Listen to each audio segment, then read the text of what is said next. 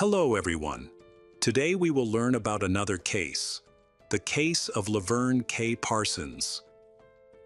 Laverne K. Parsons and Rebecca Sears were neighbors who developed a strong friendship, becoming almost like sisters. Rebecca had a good relationship with both Laverne and her husband, David Parsons. However, their bond evolved into a mutual dependence that hinted at deeper issues. This marked the beginning of a troubling story that would have a significant impact on their entire town. In Grovetown, Georgia, USA, a worker called the emergency services. The dispatcher reported that the front door of the Parsons home was damaged, which looked like a break-in. Concerned about a crime, the worker alerted the police. When officers arrived, they found the house open and moved toward the garage. Inside, they discovered the front door smeared with blood, along with large amounts of blood on the walls and floor. In the middle of the garage, there was a woman's body, so badly mutilated that it looked as if she had been attacked by a bear. As the investigation unfolded, more horrific details about the incident emerged. In the spring of 2005, the Parsons family relocated to Grovetown, Georgia.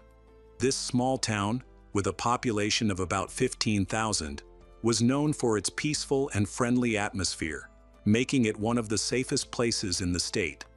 The family, consisting of husband David, wife Laverne, and their 12-year-old son, had just settled into their new home. David, a career military man, had recently retired and was now working for a logistics. David and Laverne had been in love since high school, starting their relationship when Laverne was 17. Now, as a family with a growing son, they were filled with hope for their future in this community. Shortly after the Parsons moved in, they met their new neighbors, Tony and Rebecca Sears, who lived next door. The Sears family had 5 children, 2 of whom were adults from Rebecca's previous marriage. Rebecca worked as a manager at a medical center, while Tony was a truck driver. They had lived in the area for most of their lives and were known for being friendly and kind. Rebecca's older sons, Michael and Christopher Bowers, had taken different paths in life. Christopher, who had a stable job at the same clinic as his mother, lived independently and spent his free time on his motorcycle. In contrast, Michael struggled with serious substance abuse issues. He often faced difficulties and had trouble finding work, relying on his parents for support while living at home. Despite this, Rebecca consistently helped him by bringing him to her office, where he occasionally found odd jobs, such as mowing lawns or taking out the trash, earning small tips for his work. During one of the office visits, some money went missing. The management suspected Michael, who had a troubled past and struggled with addiction, of stealing it. Although they couldn't prove anything, and he was not formally charged, the situation cast a shadow over the Sears family. This is a common issue in small towns. Everyone knows each other's business, and even minor troubles can spark rumors. Despite this, the friendship between the new neighbors, who were unaware of the Sears family's difficulties, continued to grow. After they moving in, Rebecca helped her new friend find a job at the physical therapy office, which brought them closer together. They began to spend a lot of time together, enjoying daily conversations and bonding. Later, the whole group went on a cruise where they played doubles tennis, becoming best friends and nearly inseparable. Everything seemed perfect until a tragedy struck in 2009, revealing the true nature of the deceitful criminal hiding behind the facade of a respectable person. Laverne started receiving anonymous text messages on her phone suggesting that her husband was cheating on her with her best friend, Rebecca. Laverne brought this up with Rebecca, but Rebecca dismissed it as a bad joke. Despite Rebecca's denial, the rumors spread, and soon everyone in town was talking about it. Laverne then confronted her husband to discover the truth, but he denied any wrongdoing. However, this still unsettled Laverne and distressed her. Although they had previously enjoyed a good relationship, mistrust began to grow after the messages. Later, Rebecca felt guilty and confessed to her husband that she had indeed been having an affair with their neighbor. She reassured him that it was over and took responsibility for her actions, admitting that the affair had lasted several months. Rebecca apologized to her husband, believing that by doing so, she was easing her conscience. She failed to realize that her husband would be shocked by the revelation and wouldn't simply overlook it.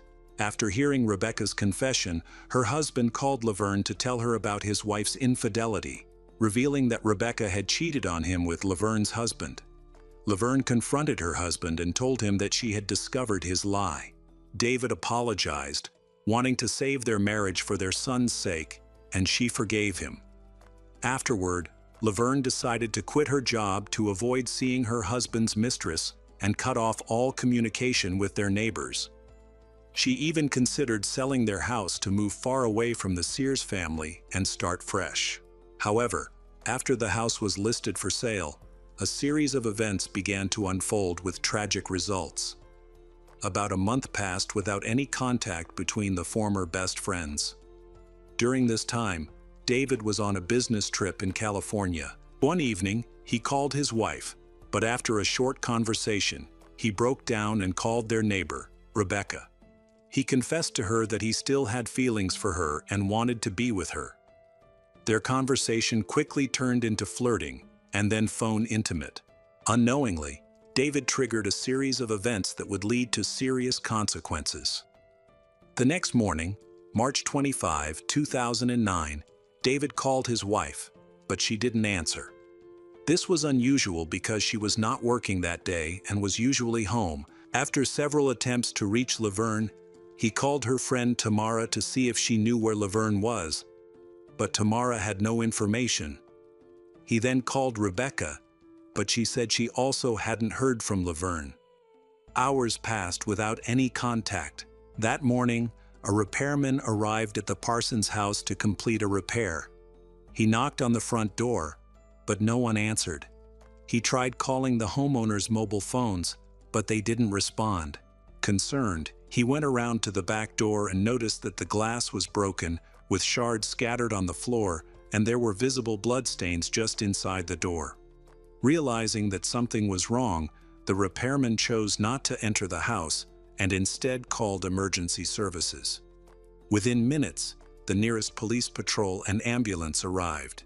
When the officers entered the house, they followed the blood trails on the floor, which led them to the garage. There, they found Laverne lying in a pool of blood, with a bloody hammer and baseball bat next to her.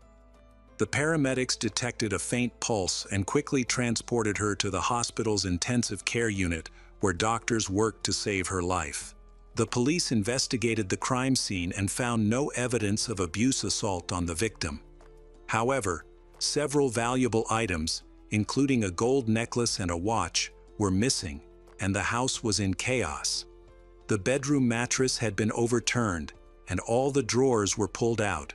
Notably, cash and other valuables were left untouched, leading the police to conclude that this was not a typical burglary, as real burglars usually take cash. It appeared that the scene of the struggle had been staged, so investigators considered it a violent attack with the intent to kill rather than a robbery.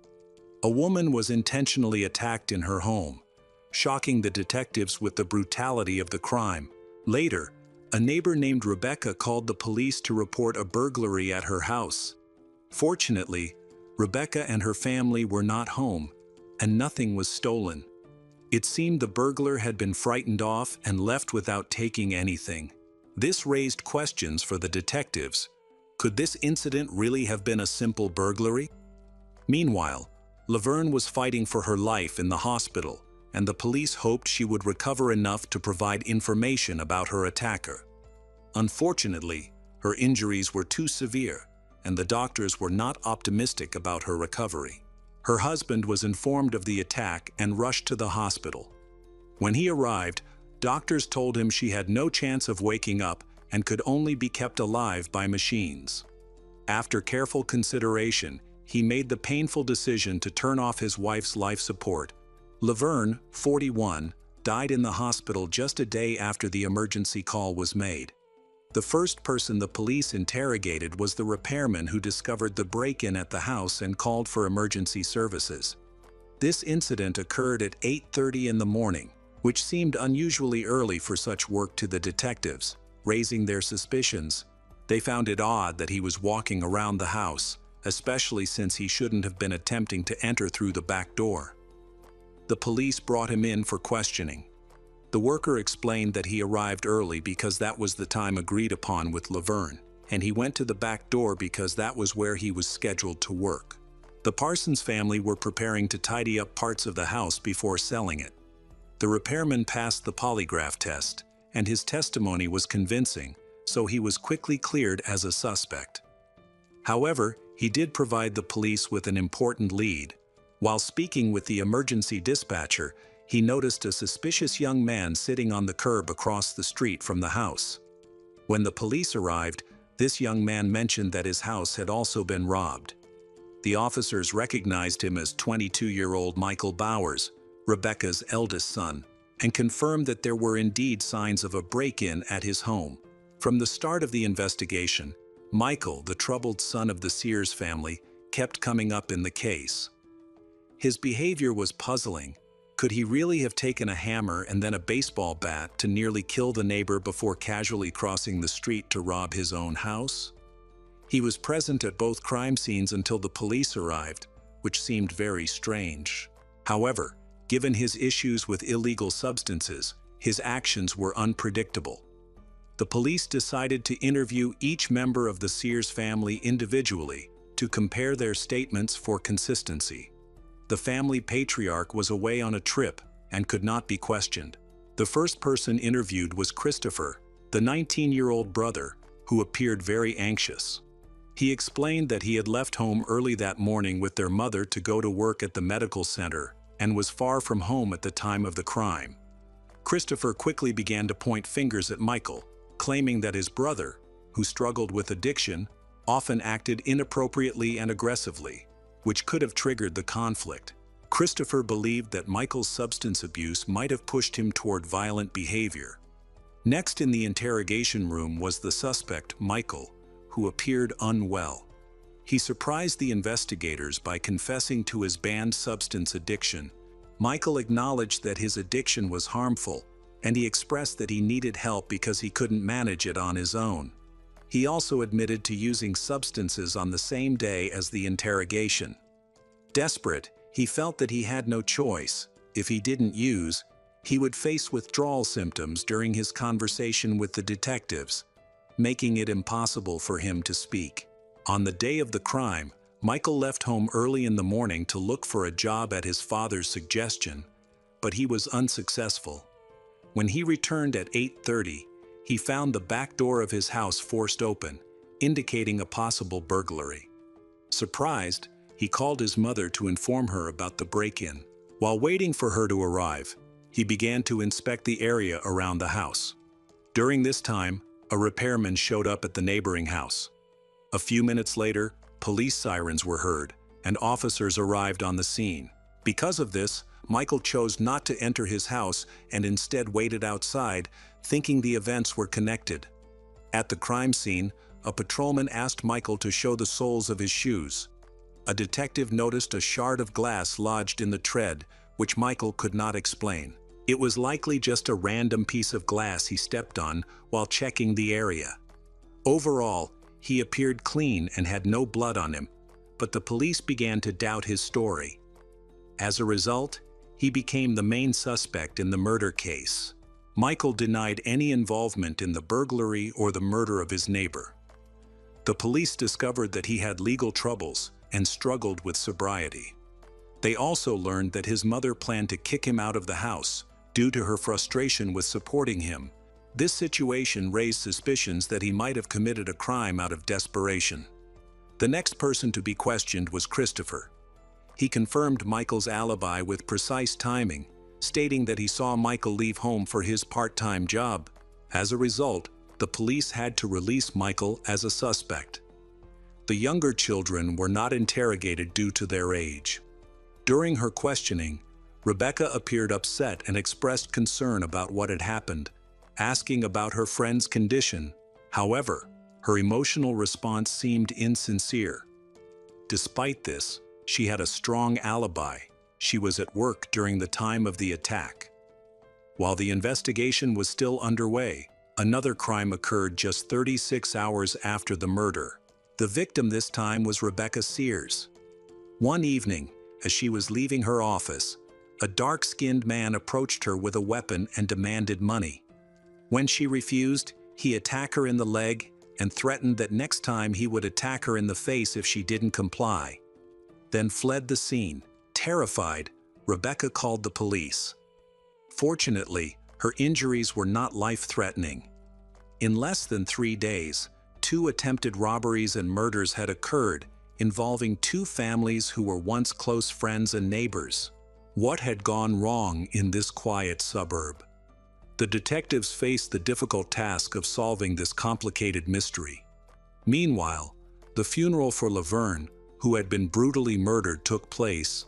One of her friends spoke with the grieving widower, David, who appeared deeply affected by his loss and was openly crying. However, he made a remark that raised suspicion, saying he never would have wanted things to end this way. Some witnesses found his words sincere, while others thought they hinted at his possible involvement in the crime. With many rumors circulating about the 2 families, every statement from David became fodder for speculation. The police soon caught wind of this and began to view David as a potential suspect, as cases of spouses killing each other are not uncommon. However, the detectives lacked evidence against him, and David had a credible alibi. He was confirmed to be on a business trip in another state at the time of the murder. The investigator considered the possibility that he might have been involved in the murder, specifically as the organizer of the crime, by looking into details of his life. They called him in for questioning. He truthfully admitted to having an affair with his neighbor Rebecca, which his wife had recently discovered. Despite this, they chose not to divorce and instead decided to work through their issues together. They even started planning to move, which is why he had placed an advertisement to sell their house. The husband maintained that he was not involved in his wife's murder, stating that he loved her even though he was seeing the neighbor. Unexpected assistance in the investigation came from an unexpected source. The police station received a call from a prison inmate. He wanted to share information about the murder. He is Rebecca Sears' cousin. The inmate revealed that just before the incident, Rebecca had confided in him about her affair with David. She expressed concerns that her relationship was in danger because of David's wife, whom she viewed as a barrier to their happiness. Rebecca mentioned that she had tried to create tension between David and his wife by sending anonymous texts about his alleged infidelities, but those efforts had failed. Their marriage remained intact, and David's wife had forgiven him. David and Laverne was planning to relocate, which meant Rebecca risked losing David for good. She was deeply infatuated with him, and a phone call from David the day before the murder indicated that his feelings for her were strong as well. Rebecca viewed her former best friend Laverne as the rival she needed to confront, and she was determined to act to prevent David from moving away. In this context, she approached her cousin and asked if he knew any acquaintances with criminal backgrounds who could eliminate her rival for a significant payment and make it look like an accident to avoid suspicion. However, he refused to get involved in any criminal activity, and she left. Later, when he heard about the tragedy, he realized it might have been connected to Rebecca's earlier conversation. The police acted on this new lead. By this time, they had already discovered a love triangle involving the neighbors and suspected that either Laverne's husband or Rebecca could have killed her. They found this theory believable and began to verify the information they had gathered. At this point, Christopher was identified as a second suspect. He had a close relationship with his mother, Rebecca, who financially supported her sons, which gave her significant influence over them. It turned out that Rebecca was also funding Michael's banned substance use, as she had introduced him to illegal substances. However, Michael's relationship with their mother had recently become strained. The police continued to speak with Rebecca's cousin, who identified the murder weapon as a hammer. While it was known that a baseball bat belonged to the victim's son, The source of the hammer had been unclear until now. The cousin confirmed that he had seen the hammer in a toolbox in Rebecca's garage. Following this revelation, a wealth of incriminating evidence against the mastermind of the murder began to emerge. The detectives obtained a search warrant for Rebecca's SUV and discovered small bloodstains on the floor. Lab tests confirmed that the blood belonged to the victim. The investigators were now convinced that Rebecca was the mastermind behind the murder, with her son Christopher as the actual perpetrator. The final step was to piece together all the evidence and charge both individuals involved in the crime. Detectives brought Rebecca Sears back to the police station for further questioning. Unexpectedly, she confessed that she genuinely wanted Laverne dead because of her affection for Laverne's husband, David. She opened up about her affair with David and admitted that she had been sending messages to her former best friend, urging her to leave her marriage. Rebecca believed that by betraying Laverne, she could eliminate the only obstacle standing in the way of her happiness. However, Laverne was not willing to part ways, and Rebecca blamed her for the escalating situation. Rebecca claimed she never asked her son, Christopher, to kill Laverne. However, Christopher cared deeply for his mother, empathizing with her emotional struggles and her secret love. They had a close relationship, often discussing their feelings freely. Rebecca did not hide her pain from Christopher about not being able to be with David, and in a misguided attempt to help his mother, Christopher decided to eliminate David's wife for her sake. Christopher wanted to make his mother happy, and in return, she supported him with medications and even bought him a car. According to Rebecca's testimony, Christopher left home early in the morning and went to Laverne's house, where he confronted her. He broke the glass on the back door to enter while she was away. As she was dropping her son off at school, Christopher brought a hammer, waited for Laverne to return, and then attacked her. He initially used the baseball bat to hit her, but switched to using hammer for greater efficiency while she was lying on the ground.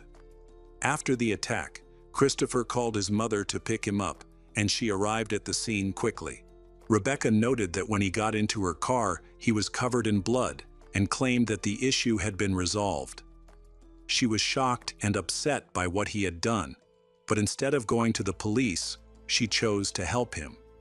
Christopher changed his clothes and disposed of the bloody ones. Later, Michael called to say that their home had been robbed. It turned out that Christopher had faked a burglary to make it seem like he was innocent. Additionally, Rebecca fabricated a story about an attack near her office, where she encourages Christopher to attack her leg. Rebecca made the story appear realistic to confuse the police, suggesting that someone was stalking their family.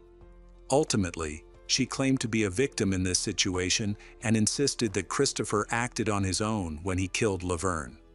The police were appalled by the cynicism and cowardice displayed by Rebecca, who exploited her own son for her gain. The lead investigator, with 32 years of experience, had never witnessed such cruelty. On April 22, 2009, Rebecca and her son Christopher were arrested and charged with armed robbery and murder, both pleading not guilty.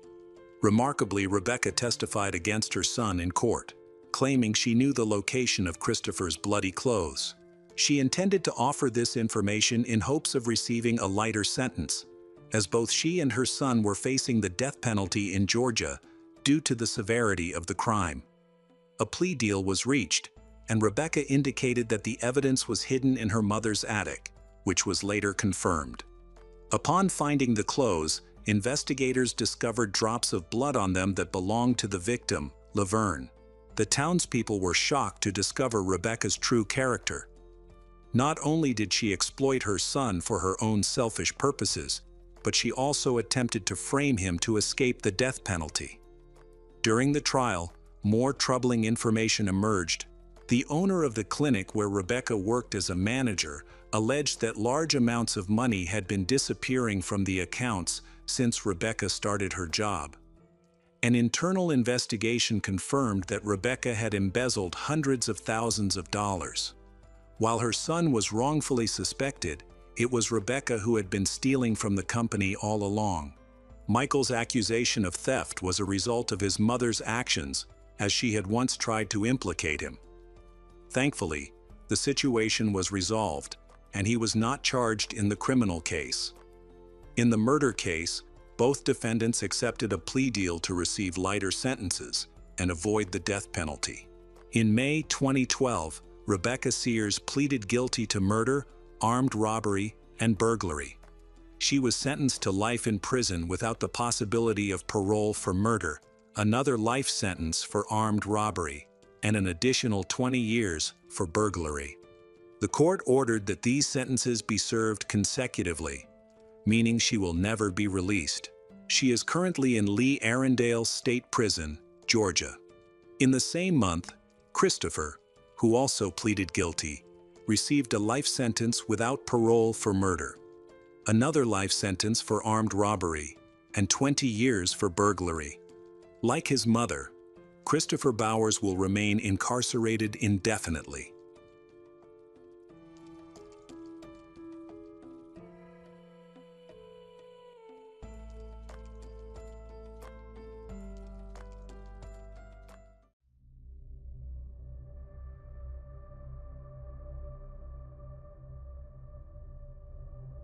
In the quiet southern town of Springfield, Georgia, where church bells ring on Sundays, neighbors wave across white picket fences, and families carry last names that go back generations. Evil was never supposed to find a way in. Here, the Hyde family stood as pillars of success and respectability.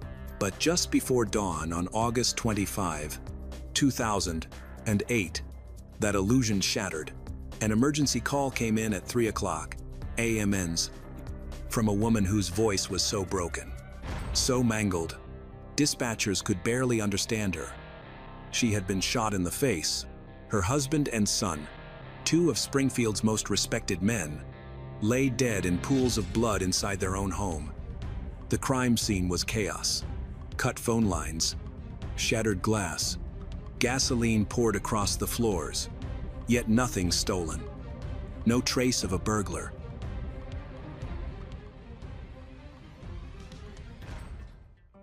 Springfield, located in the state of Georgia, USA, is a small town with roots dating back to colonial times. Despite its long history, it never grew into a major metropolitan area. Philip Martin Height was a 59-year-old real estate developer who had built a multi-million-dollar business. His partners included his son, Cary Albert Height, and several other relatives. A lifelong member of the Lutheran Church, he even served on the church council. Faith and family were central to his life. A native of the region and a highly respected citizen of Springfield, he was known for his contributions to the community's development and prosperity. His influence was reflected in the many positions he held: member of the board of directors of Effingham County Bank, president of the Chamber of Commerce, and member of the Georgia Coastal Rivers Water Resources Planning Advisory Board. He also took part in local politics. Philip met his future wife, Linda, in 1967 at a county fair in a neighboring town. It was love at first sight, and she returned his feelings. That same year, he joined the Georgia Air National Guard, serving nearly 20 years before retiring as a technical sergeant in 1987. After that, he devoted his time entirely to real estate and community work. By then, his eldest son, Craig, was nearly 20. A year after Philip and Linda married, he was followed by Chris a year later, then by the youngest son, Cary, 6 years after Chris. The two older boys were very much alike, sharing similar interests and temperaments. In many ways, they reminded people of Philip's own strict and decisive father. Cary, the youngest, was gentler in personality. He became the closest to Philip. As an adult, he followed in his father's footsteps, joined the family business, built a substantial fortune.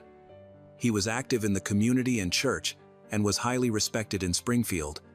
Chris, the middle son, also found success in the construction industry and became just as prosperous and well-known as his father. Among the three children, only the eldest, Craig, grew up differently. He often referred to himself as the black sheep of the family, and he lived up to the title. He had been divorced multiple times, paid little to no child support, and showed minimal interest in his children. His eldest son refused to speak to him, considering him a failure, though the boy remained close to his grandparents and the rest of the Height family. Philip even paid the rent for the house where Craig's ex-wife and children lived. Craig simply couldn't maintain stable relationships with the rest of the family. By 2008, he was living in a small hunting cabin rented from a friend. He survived on disability payments due to a workplace back injury, supplemented by help from his family, especially his mother. Carrie, the youngest son, met a girl named Robin while they were both students at Springfield High School. They fell in love and stayed together through their teenage years. They soon married and had 3 children. Philip, the eldest, named after his grandfather, Mackenzie, and Ellen. The family lived in a charming home on a large property. Robin worked with horses and participated in the family business. She always described Carrie as a devoted husband and father, someone who had succeeded in building a stable, peaceful life. At 3:30 a.m. on August 25, 2008, the sheriff responded to a call from his deputy. He was told that 2 bodies had been discovered. As soon as he heard the address, he recognized it as the address of his friend, Philip Martin Height, 59 years old. The deputy sheriff received an emergency call at 3:00 a.m. from the victim's wife, Linda Height. It took some time to understand what Linda was trying to say, because she had suffered a gunshot wound to the face. Her jaw was severely damaged, causing her speech to be slurred and fragmented. At the time, Linda was 58 years old. She had dozed off on the couch and woken up in the middle of the night to go to the bathroom. Suddenly, she heard a loud bang from inside the house, which she initially assumed was thunder. But when she opened the bathroom door, she saw an unknown man pointing a gun at her husband. He fired immediately, shooting Philip Martin Height in the face with a shotgun and killing him instantly. The moment the gunman noticed Linda in the doorway, he turned the shotgun toward her and pulled the trigger. Linda was incredibly fortunate. She instinctively tried to dodge, though part of the projectile struck her face and shattered her jaw. She collapsed to the floor and lost consciousness. When she eventually regained awareness, she could see pieces of her jaw, teeth, and blood scattered across the floor. She crawled towards her husband, but he was dead. The attacker had vanished. Summoning every bit of strength she had left, she decided to call 911. When police arrived, Linda was barely conscious. She had lost a great deal of blood and was extremely weak. Patrol officers began clearing the house with weapons drawn, but the attacker had already fled.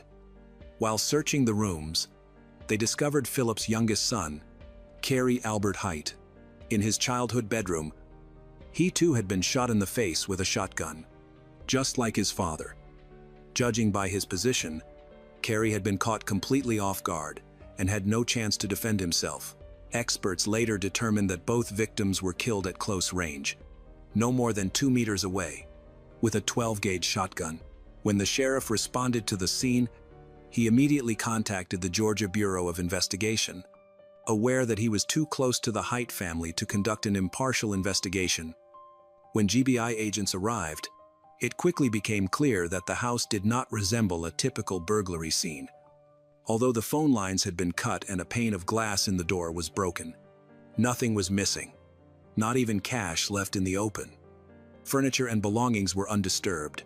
Investigators began suspecting that the intruder had come to the house with one intention: murder. The gasoline smell Linda had mentioned was consistent with a failed attempt at arson. The attacker had poured gasoline through several rooms, but Linda's unexpected survival and call to 911 likely caused him to panic, abandon his plan, and flee.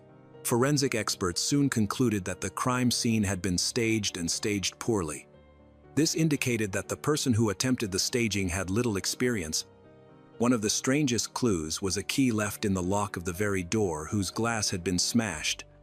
It suggested the perpetrator had access to the house and had no real need to break in unless he was trying to make the attack look like a burglary. News that the influential Height family had been attacked spread rapidly through Springfield. Residents feared that an escaped inmate from the nearby prison might be responsible. But no such escape had occurred. Another early suspect was a young neighbor known for dealing illegal substances, and it seemed plausible that he might commit violence in search of quick money. However, after interviews and verification, investigators ruled him out.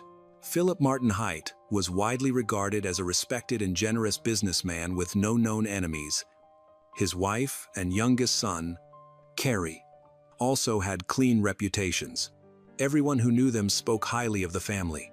The motive for the attack remained unclear until the sheriff recalled a conversation he'd had with Carrie Albert Height about a month before the tragedy. Carrie had confided that he knew about his wife's infidelity, but refused to reveal the identity of the person involved. After hearing this, investigators decided to pursue the lead and immediately contacted Robin, Carrie's wife. By 5 a.m., agents were already at her doorstep to notify her of her husband's death and to ask several questions. Robin stated she had no idea who might wish harm on the Height family, but she admitted that she had indeed had an affair and deeply regretted it. Later that same day, she met with her husband's older brother, Craig Philip Height, with whom she had been secretly involved. Craig insisted he could never harm his family, regardless of the turmoil their affair had caused, and Robin believed him. But by then, detectives already suspected he might be connected to the crime. Once investigators uncovered the love triangle, a disturbing scenario began to take shape. According to them, Craig had smashed the glass in the front door to stage a burglary. In reality, he used a spare key that was always kept in the garage. Only immediate family members knew where it was hidden, narrowing the list of suspects.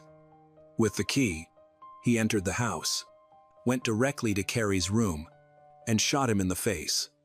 He then moved to his parents' bedroom. Philip woke up after hearing the noise and stood up. But before he could react, Craig fired a shotgun blast into his face, killing him instantly. Linda, Craig's mother, was attacked next. To cover his tracks, he poured gasoline around the house. But before he could ignite it, he heard Linda awake and speaking on the phone. Realizing the police would be arriving soon, in his haste to flee, Craig left the key in the door's lock. The only potential confirmation had to come from the one person who survived the attack, Linda. Linda Height was rushed to the hospital and stabilized. She was placed on a ventilator and remained unable to speak. A county officer was assigned to guard her until she was discharged. Her sons visited her in turns. The officer noticed that when Craig held her hand while she was still unconscious and whispered that he loved her, her blood pressure spiked dramatically, from 100 to 140, and she began to tremble. Linda later dismissed this as absurd, insisting she had no memory of visitors during that period and couldn't imagine her body reacting that way. Even after regaining consciousness, she maintained that she hadn't seen the attacker's face and didn't know who it was. Craig Philip Height cooperated with investigators and didn't object to the search of his home and vehicle. He even volunteered, before being asked, that his shotgun, a pair of boots, and a gas can were missing. A search of his vehicle uncovered shell casings matching the type used in the murders, but the shotgun was never found, preventing ballistics testing. Though the attacker had made other mistakes in staging the scene, he had removed all spent shells from the house. Furthermore, Craig was the only family member without an alibi. He failed a polygraph test, and many people close to him described him as a habitual liar, making his statements difficult for investigators to trust. The community grew increasingly anxious during the investigation. The sheriff eventually addressed residents at a press conference, assuring them that the motive was personal and that the public was not at risk. Still, weeks turned into months without an arrest. Concerns persisted. When word of the love triangle began circulating, tensions escalated. One concerned citizen even called the FBI, demanding the arrest of Craig and Robin. But with no physical evidence against either of them, detectives pressed on with their work. Circumstantial evidence began to pile up. One detective noticed bruises on Craig Philip Height's arm that resembled marks caused by a shotgun's recoil when it isn't held properly against the shoulder. Craig claimed he got the bruise by slipping in the shower and even demonstrated the scenario during a reenactment. However, investigators found his explanation unconvincing. Additionally, Craig repeatedly lied to police. He initially denied the affair with Robin, even though it was widely known. Later, a realtor named Christie, whom Craig had contacted 2 weeks before the murders, came forward. She recalled that Craig showed little affection for his family, especially his father. When she asked about payment for a property, Craig said he planned to sell it later and receive a large sum. Then, details about changes to Philip Martin Heights will emerge, revealing a potential motive for Craig: financial gain. He harbored romantic feelings for Robin, jealousy toward his brother Carey, and resentment toward his father. The coincidences were striking. Curiously, immediately after the murders, Craig moved in with Robin. Acting as if nothing had happened, he used his brother's belongings, even driving Carey's children to school, while continuing to deny the affair and claiming he was helping the widow. Carey's children were fond of Uncle Craig, but the rest of the family wanted nothing to do with him. Craig himself showed no interest in interacting with them. He didn't pay child support, had no stable employment, and held a dubious reputation. Nevertheless, Robin clearly remained infatuated with him. Carey had already updated the beneficiary of his $5 million life insurance policy after discovering his wife's infidelity, but he had not changed his will, allowing Robin to inherit his estate. She lived off the inheritance, though the funds were soon depleted. On May 22, 2009, nearly 9 months after the murders, Craig was arrested. Although no direct physical evidence existed, investigators learned that Craig and Robin had purchased wedding rings and were planning to move to another state, Robin's birthplace. Fearing they might flee, authorities acted swiftly. Craig was charged with 11 counts, including 2 counts of first-degree murder, aggravated assault, attempted murder of his mother, malicious intent, robbery, possession and use of a firearm. A hearing was scheduled for December 2010. By then, detectives had been painstakingly reconstructing the chain of events leading to the tragedy. The 2008 financial crisis had severely affected Carey and Robin's daily life. As a real estate professional, Carey struggled with a collapsing market, forcing him to work long hours and deal with urgent problems late into the night. During this period, Robin was often alone with the children, feeling isolated and complaining that her husband wasn't paying enough attention. In April 2008, she began an affair with her husband's older brother, Craig. After a family dinner at a local restaurant, the two returned to the Heights home, and in a private moment, Robin confessed her attraction to Craig. He reciprocated, and they had intimacy for the first time in Carey's childhood living room. Their affair continued, with Robin frequently visiting Craig's hunting lodge. Despite this, Robin had no intention of leaving her husband or pursuing Craig fully. She was drawn to Craig, but insisted she still loved Carey and felt guilty. 2 weeks into the affair, she confessed to Carey. The revelation devastated him. However, Carey was strongly opposed to divorce, believing partly that he was responsible. He agreed to marriage counseling on the condition that Robin end the affair completely. Robin verbally agreed, but continued the relationship in secret. Lying to Carey, her unwillingness to cut ties with either man set the stage for the tragic events that followed.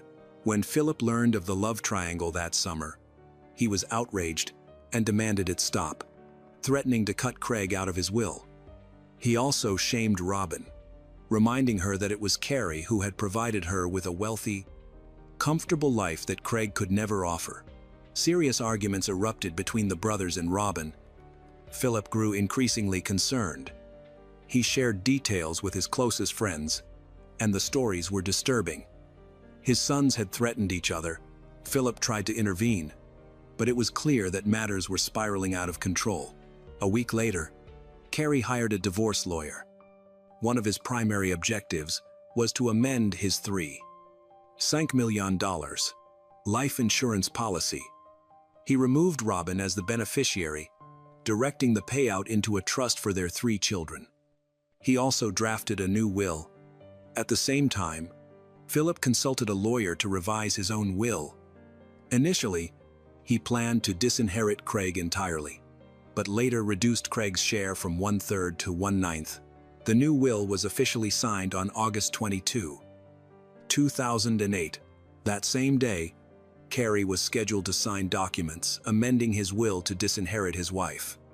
However, unforeseen circumstances caused him to miss the appointment, leaving the original will in effect. The following day, Craig arrived at his father's house armed with a gun. Another argument erupted with Carey over Craig's relationship with Robin. Philip, hoping to avoid confrontation, left the house. The day passed without further incident, and tensions seemed to ease. The next day, Robin had planned to attend a pajama party for elementary school teachers, where she worked as an aide. The party was canceled due to several attendees falling ill. Instead of informing Carey, she drove to Craig's hunting lodge and spent the night with him.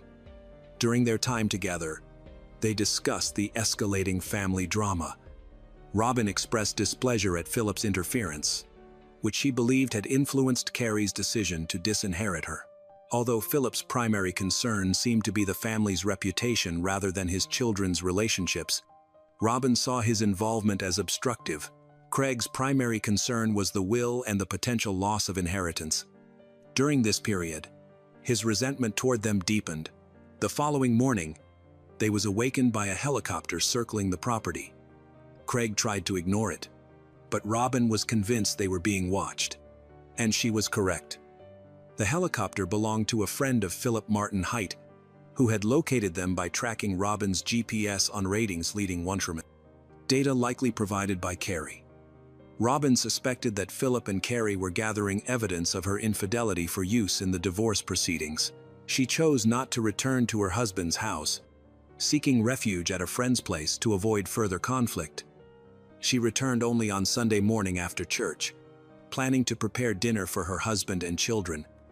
Upon arrival, a heated argument broke out with Carey over her refusal to end the affair with Craig. Enraged, Carey left, announcing he would spend the night at his parents' house. That evening, Robin contacted Craig to inform him about her husband's behavior and the helicopter incident, revealing that Carey and Philip were behind it. This news infuriated Craig and further motivated his decision to commit a crime. On February 4, 2010, Robin Hyde was arrested and charged with threatening a witness. She was later released on bail and allowed to return to her mother's home in her hometown while awaiting her hearing. A few months later, she returned to testify against Craig in court as part of a plea deal, which led to the charges against her being dropped. Interestingly, Craig's mother and surviving brother continued to side with him, but his own son, Josh, testified against him. Robin's testimony proved to be the most damaging.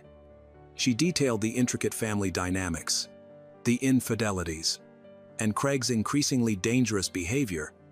She also addressed her own questionable role, framing it as a product of circumstance. This revelation raised questions among the jurors. Why wasn't Robin considered an accomplice? Many suspected she had manipulated Craig, turning him against his family for her own gain. The motive seemed clear: money. She would inherit a substantial portion of her husband's estate. Robin had both the opportunity and motive. So many felt she could have influenced Craig to commit murder. The prosecution faced a significant hurdle because their evidence was mainly circumstantial. The defense took advantage of this weakness by portraying Craig in a more favorable light. They highlighted the lack of concrete evidence, like DNA, fingerprints, or eyewitness accounts, directly linking him to the crime. Throughout the trial, Craig insisted he was innocent and never admitted any guilt. Despite these obstacles, the prosecution presented a compelling case. They narrated the events with clarity and argued that Craig's motive was to usurp his brother's life, coveting the money, the business, the wife, the house, and the car. Penniless and unemployed, Craig allegedly resorted to murder to obtain what he wanted. The prosecutor argued that Craig's guilt was undeniable. Ultimately, Craig Philip Height was found guilty on all counts and sentenced to 2 life sentences plus an additional 85 years, effectively ensuring he would never be eligible for parole. Throughout the trial, and even after Craig's conviction, Robin remained largely indifferent and continued having affairs. When Craig learned of her betrayal, he was furious, believing he had sacrificed everything for her only to be abandoned while serving a life sentence. Robin, however, quickly moved on with her life, unexpectedly. This situation led to Craig's defense, securing a Supreme Court appeal. Robin's new boyfriend had taken the disassembled murder weapon to a custom rifle manufacturer, a friend of the Haight family. Documents accompanying the gun revealed it belonged to Carrie. Robin claimed she intended to restore it as a memento of her deceased husband. But the restorer suspected another motive and informed Craig's lawyer. Upon reviewing the documents, the defense realized the weapon had never been entered into evidence. They sought to have it tested, theorizing that the prosecution had overlooked or ignored evidence against Robin in their rush to conclude the high-profile case. The defense argued this could mitigate Craig's guilt. However, during the subsequent hearing, the prosecution successfully challenged these claims, and Craig's sentence was upheld in January 2013. Craig's mother and brother continue to support him, maintaining their belief in his innocence. Craig himself still denies involvement in the crime. Meanwhile, Robin remarried and moved to Charleston. She shares custody of her children with Linda Height. She was later arrested for attempting to pass a bad check, a minor offense, but was never charged in connection with the double murder case. Residents of Springfield, however, remain convinced that Robin escaped justice, viewing her as a manipulative figure who betrayed the family that had welcomed her in.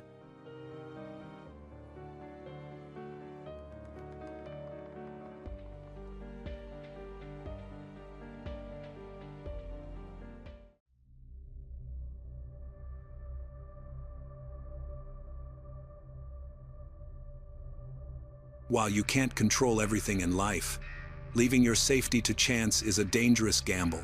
On the night of April 25, 1990, several motorists were driving near a motel on a remote stretch of road in Oklahoma City when they noticed scattered women's belongings lying across the asphalt. Curious, they stopped and found a young blonde woman face down on the roadside, convulsing. Emergency services were called immediately, and she was rushed to the hospital. Doctors initially concluded she had been the victim of a hit-and-run collision. By the next day, the unidentified woman remained in intensive care. She had suffered a closed head injury and was placed on medication to reduce brain swelling. That afternoon, an older man arrived, introducing himself as Clarence Marcus Hughes, claiming he was her husband. He said they lived in Tulsa, several hours away, and that his wife, whom he called Tanya, worked as a dancer, but Clarence's demeanor immediately raised suspicions, as did the old bruises on Tanya's body, injuries clearly inflicted long before the supposed accident.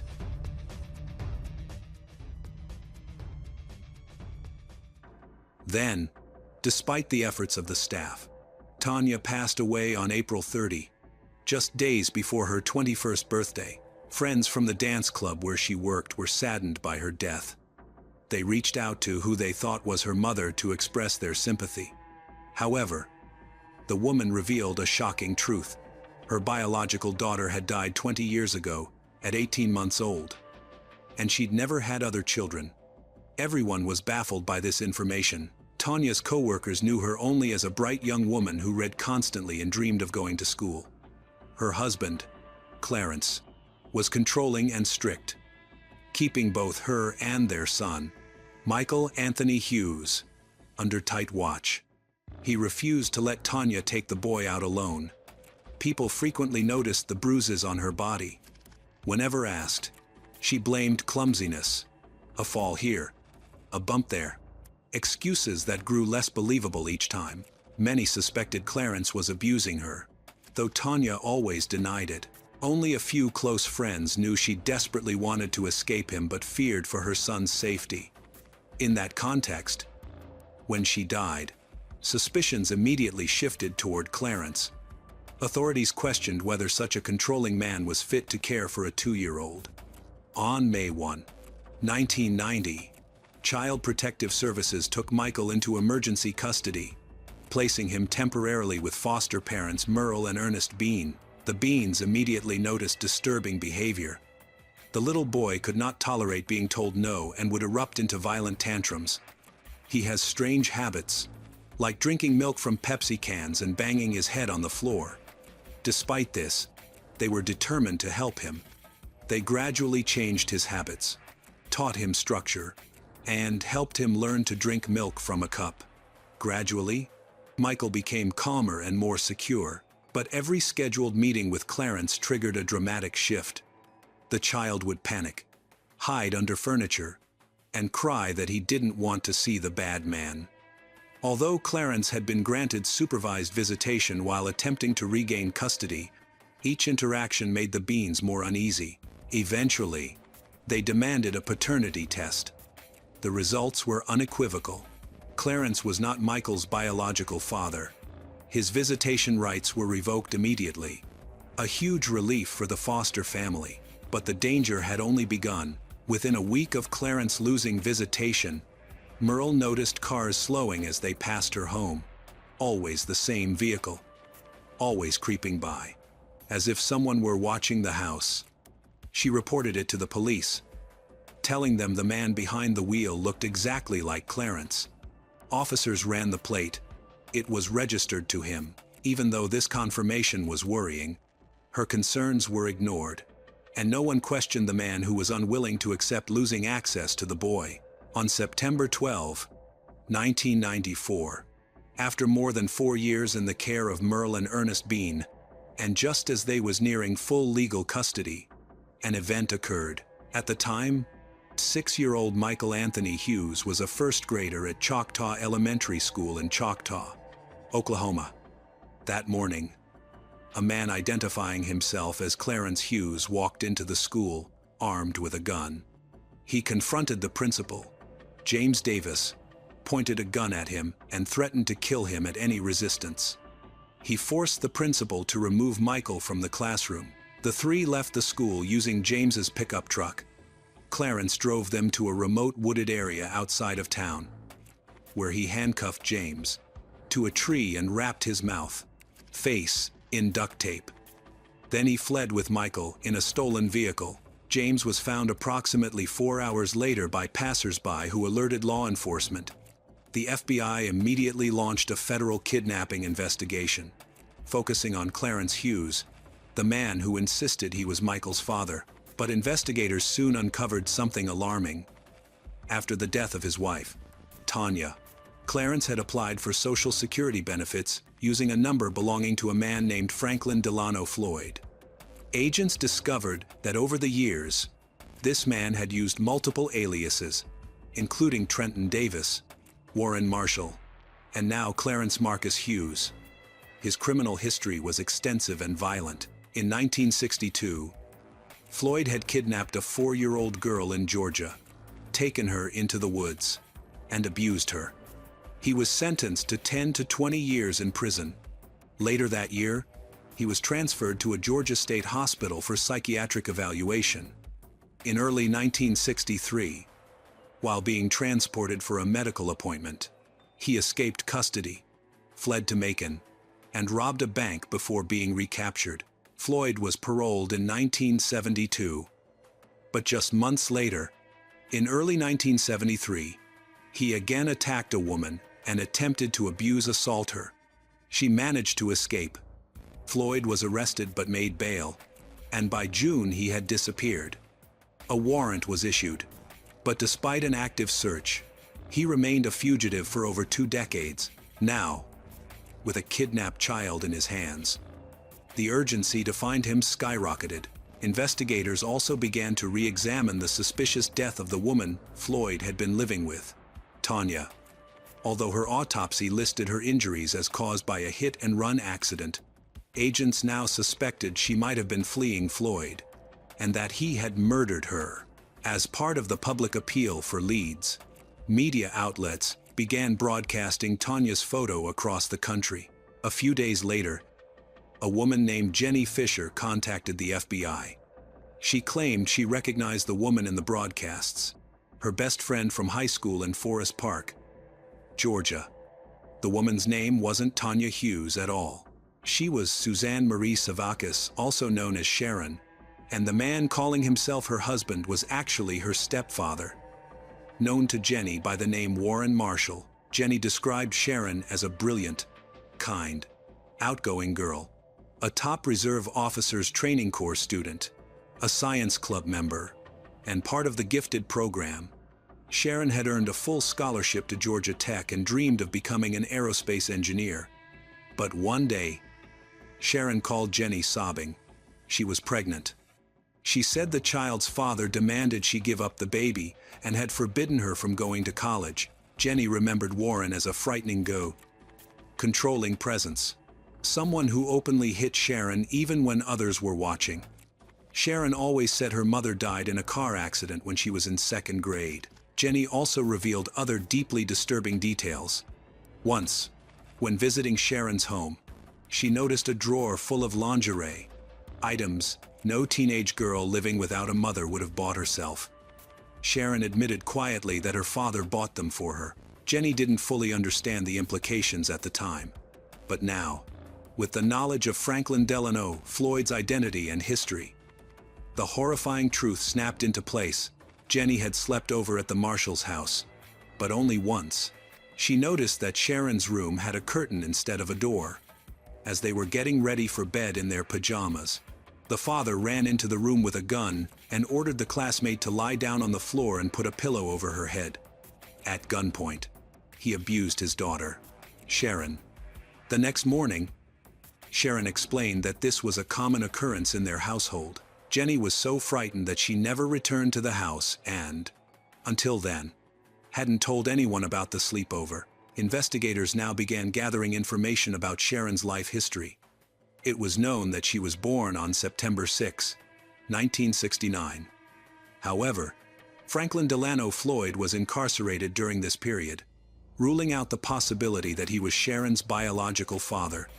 Given that the perpetrator had previously kidnapped a child, it was assumed he had abducted Sharon at a young age. This meant she had been under his care for at least 15 years before her death. Floyd was still on the run. FBI agents suggested he might return to the state where he obtained his driver's license to renew it. It worked. Floyd was soon spotted in Louisville, Kentucky. On November 10, 1994, FBI agents went to his address. The 51-year-old suspect was located, surrounded, and detained. However, Michael was not with him. Neighbors stated they had never seen any children around him. When detectives asked him about the boy's whereabouts, he replied that Michael was alive, had been left with a wealthy man who was looking after him, and that he would be fine. Of course, this was considered a lie, especially since he couldn't even name the guardian. No one believed the child was still alive. It was clear that winning a murder case without a body would be very difficult. The search continued. This dangerous repeat offender urgently needed to be locked up and isolated from society. Franklin Delano Floyd was charged with kidnapping, possession of a firearm, car theft, and a long list of other crimes. The school principal, James Davis, testified at the trial, provided incriminating testimony against Floyd. He was found guilty on all counts and sentenced to 52 years in prison without parole. Agents discovered that the principal's pickup truck had been found abandoned in Texas a month after Michael's abduction. In 1995, a mechanic from Kansas purchased the car at auction, began repairing it. He disassembled the car and found a large envelope hidden between the body and the top of the gas tank. Inside were 97 shocking photographs of girls, children, and women in explicit poses, including one of Sharon at approximately 4 or 5 years old. There was also an image of an unidentified young woman who had sustained such severe injuries that investigators presumed her dead. However, her identity remained unknown. Most of the women in these images had distinct tan lines. It was assumed they all lived in warm, sunny areas. On March 29, 1995, a road crew discovered skeletal human remains in Pinellas County, Florida.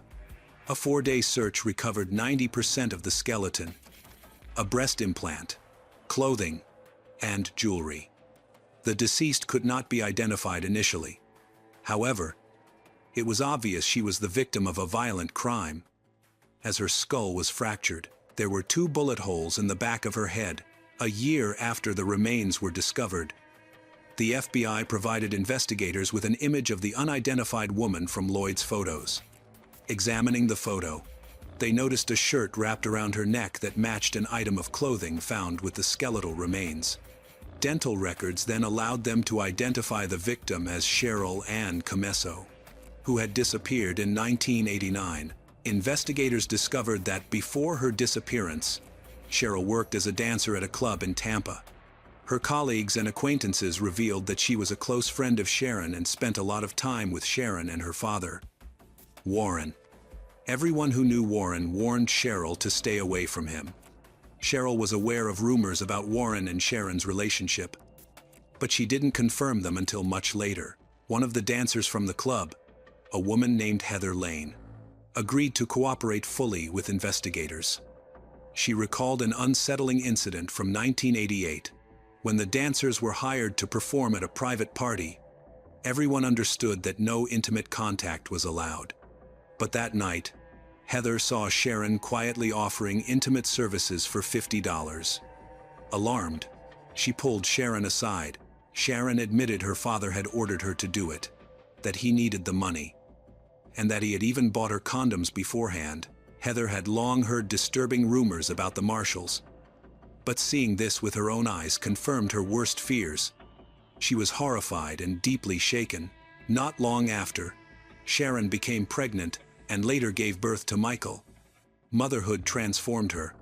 She adored the baby and often told close friends that having Michael was the greatest blessing of her life. Yet she never revealed who the child's father was. One night in 1989, Heather saw Warren in his pickup truck outside the club, shouting aggressively at Cheryl Ann Comesso. The two were in a heated argument, and Warren openly threatened to kill her. Heather considered intervening, but Warren warned he would run her over if she didn't walk away. Cheryl eventually climbed into his truck. She vanished soon after. Cheryl was only 18 years old when she disappeared in April 1989. Weeks later, her bright red Corvette was found abandoned near Brandon, Florida. The search turned up nothing. Shortly after Cheryl's disappearance, Sharon and Warren abruptly fled Tampa. A neighbor later reported watching their trailer explode soon after they left. Investigators eventually concluded they had set fire to the trailer to destroy evidence after Cheryl's murder, which authorities believed was committed by Warren. Soon, both changed their names. Sharon began calling herself Tanya, and Warren adopted the identity Clarence Marcus Hughes. Investigators would later learn the names were pulled from gravestones the pair had seen in Alabama. To further complicate things, the two stopped in Louisiana and legally married, allowing Sharon, now Tonya, to take the surname Hughes. In 2001, while Floyd was awaiting trial for the murder of Comesso, Judge Nancy Lay ruled that he was incompetent to stand trial and ordered him to undergo an additional psychiatric evaluation. Floyd challenged the evaluation, asserting that he was competent. A few months later, the judge reversed the earlier ruling and ordered Floyd to stand trial. He was convicted of first-degree murder and sentenced to death. In 2002, journalist Matt Birkbeck stumbled upon a missing persons photograph of a young girl sitting on the lap of a man believed to be her father. Instantly, Matt recognized her as Sharon, Suzanne Marie Savakis. Shocked by the tragic complexity of her life, he decided to investigate further. Wanting answers, he requested an interview with Franklin Delano Floyd in prison. When they met, Floyd seemed eager to tell his own version of events. He claimed he was born in 1943, raised in an orphanage after his father died, and abused throughout his childhood. He denied all wrongdoing, insisting Sharon had always stayed with him willingly and that he had left Michael with a wealthy man who would care for him. Matt didn't believe a word of it. But the interview became material for his first book in 2004. Still, many crucial questions remained unanswered. To Matt, one truth was obvious. Floyd was deeply disturbed. His second book, published in 2008, brought renewed public attention to the case. Online communities began to speculate about Sharon's origins, who she really was, and from whom she might have been stolen. Then came a turning point. Back in 2005, Matt had received a letter from a young woman asking whether her DNA could help identify Sharon. Her name was Megan Dufresne, and she was Sharon's biological daughter. Megan had been adopted at birth. Only in high school did she stumble across Matt's book and begin to suspect the horrifying truth about her mother's past. The more she learned, the more devastated and enraged she became. Everything Sharon had suffered, kidnapping, abuse, isolation, had shaped the life of a mother Megan never got to know.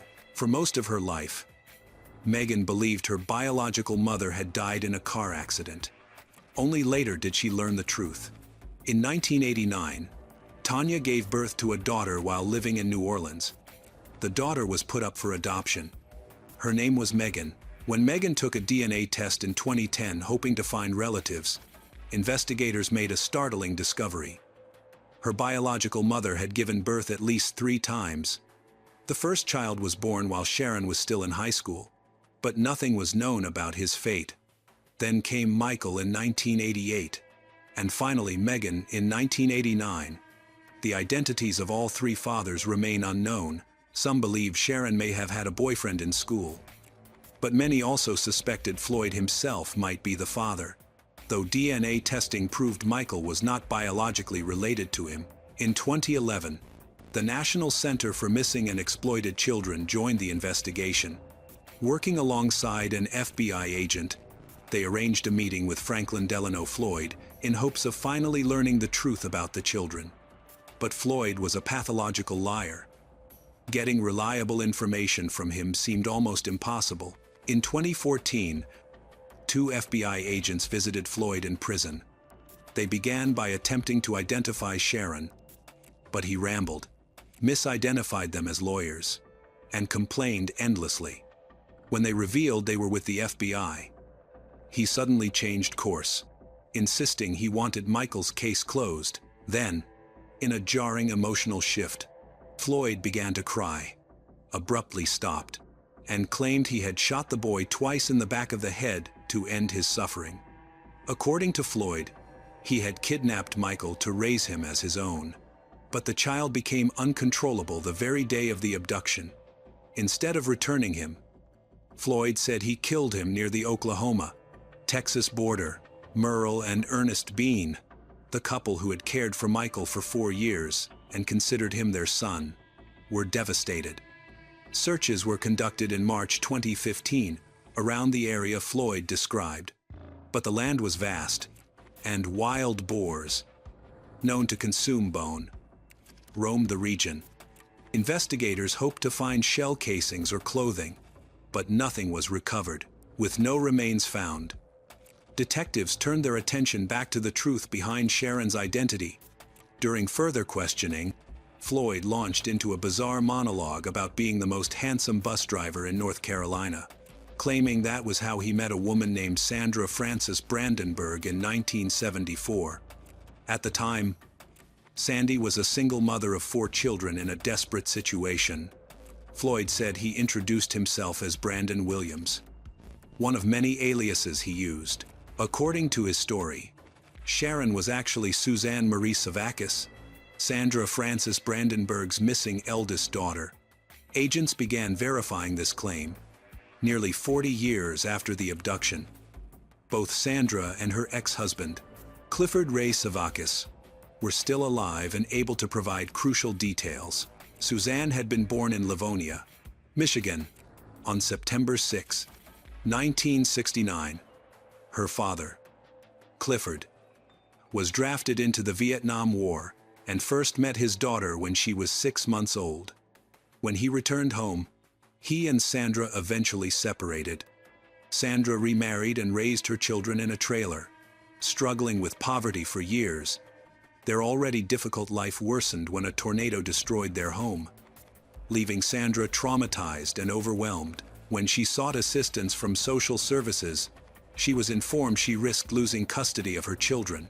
Clifford, only 23 at the time, tried to help, but he too was facing financial hardship. So when Sandra met Brandon Williams, he appeared to be a blessing, at least at first. Initially, he was supportive and even helped her retain custody of her children. But shortly after they married, his behavior turned dark. He who had once seemed protective became paranoid and violent. He would grab a knife and stalk Sandra through the house, insisting she could never leave him, even when there was no hint of separation. And within months, he kidnapped her children, changing their lives forever. Continued to struggle financially. One day, in desperation, Sandra used a counterfeit check to buy groceries. She was arrested and spent a month in jail. While she was incarcerated, her children remained in the custody of her husband. But when Sandy was released, she returned home to find the house empty. Panicked, she contacted the police. After learning the children had been taken by their stepfather, officers told her they couldn't intervene because, in the eyes of the law, the man had parental rights. A long search eventually led authorities to 2 of the missing girls, Allison and Amy, who had been left at a local church. But Suzanne and Philip were gone. Their whereabouts remained a mystery for decades. Floyd had fled Texas with Suzanne, first taking her to Oklahoma. When she entered elementary school there, she was enrolled under her real name. 9 years later, they moved again, this time to Georgia, where she became known as Sharon or Suzanne Marshall. It wasn't until June 3, 2017, that her tombstone was finally corrected to reflect her true identity, Suzanne Marie Savakis. Years later, after becoming a mother herself, Sharon's daughter, Megan Dufresne, named her firstborn son Michael, honoring the half-brother she never got to meet. Then, on March 7, 2019, author Matt Birkbeck received a message from a man in North Carolina named Stevie. Stevie explained that after his father's death, his mother confessed the truth about his past. She showed him documents revealing that his real name was Philip Brandenburg. Stevie's adoptive mother told him that decades earlier, a nervous young woman named Sandra had appeared at her home, holding a little boy. Sandra said she was leaving town with her new husband and her other children, and could not care for him. In the distance, the woman remembered seeing a tense, quiet man, Franklin Delano Floyd, watching. In February 2020, a DNA test confirmed what investigators had long suspected. Stevie is Philip Brandenburg, Sandra's biological son and Suzanne's younger brother. As for Franklin Delano Floyd, he lived far longer than many believed he deserved. On January 23, 2023, at the age of 79, he died of natural causes at the Ryford Correctional Facility in Florida, never having faced the death penalty. To this day, he is believed to have been responsible for the deaths of Suzanne, Michael, and possibly other unknown victims. Michael's body has never been found.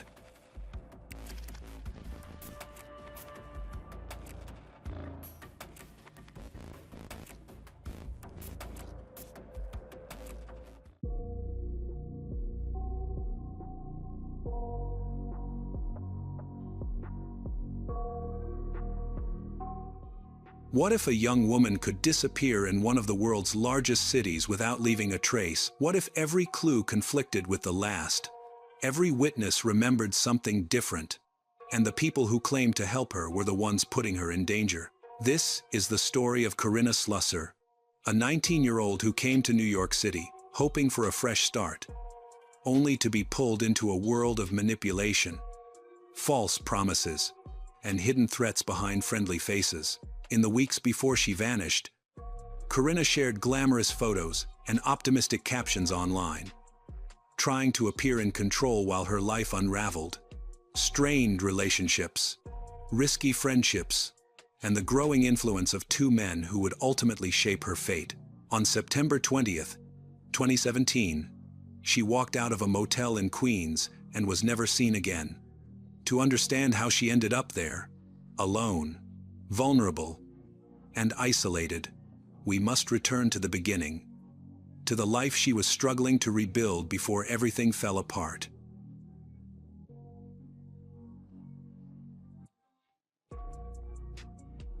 Corinna Slusser was born on March 6, 1998, in Bloomsburg, Pennsylvania. After her parents divorced, she was raised by her mother, Sabina Tuordo. Corinna was an outgoing, engaged student who did well academically. In high school, she often took part in cheerleading, kept up with makeup and fashion trends, and maintained an Instagram account to share positive images of herself and her future dreams. Corinna had dreamed of becoming a makeup artist. However, in 2016, signs of trouble began to appear. She changed her friends, started skipping school, and was influenced by a new group. That same year, she was arrested for petty theft, which marked a turning point in her behavior. She grew irritable, distanced herself from her family, and often came home with expensive things she couldn't afford, worrying her mother. By spring 2017, Corinna was in emotional and mental distress. In April, she attempted self-harm and was hospitalized. After being discharged, she moved to Hazleton to live with a friend and start over. She got a job as a waitress at a cheap restaurant, probably an Applebee's or something similar. At first, life was relatively stable. She had a job, a small income, but was independent. But soon, she began spending more than she earned and sought easy money.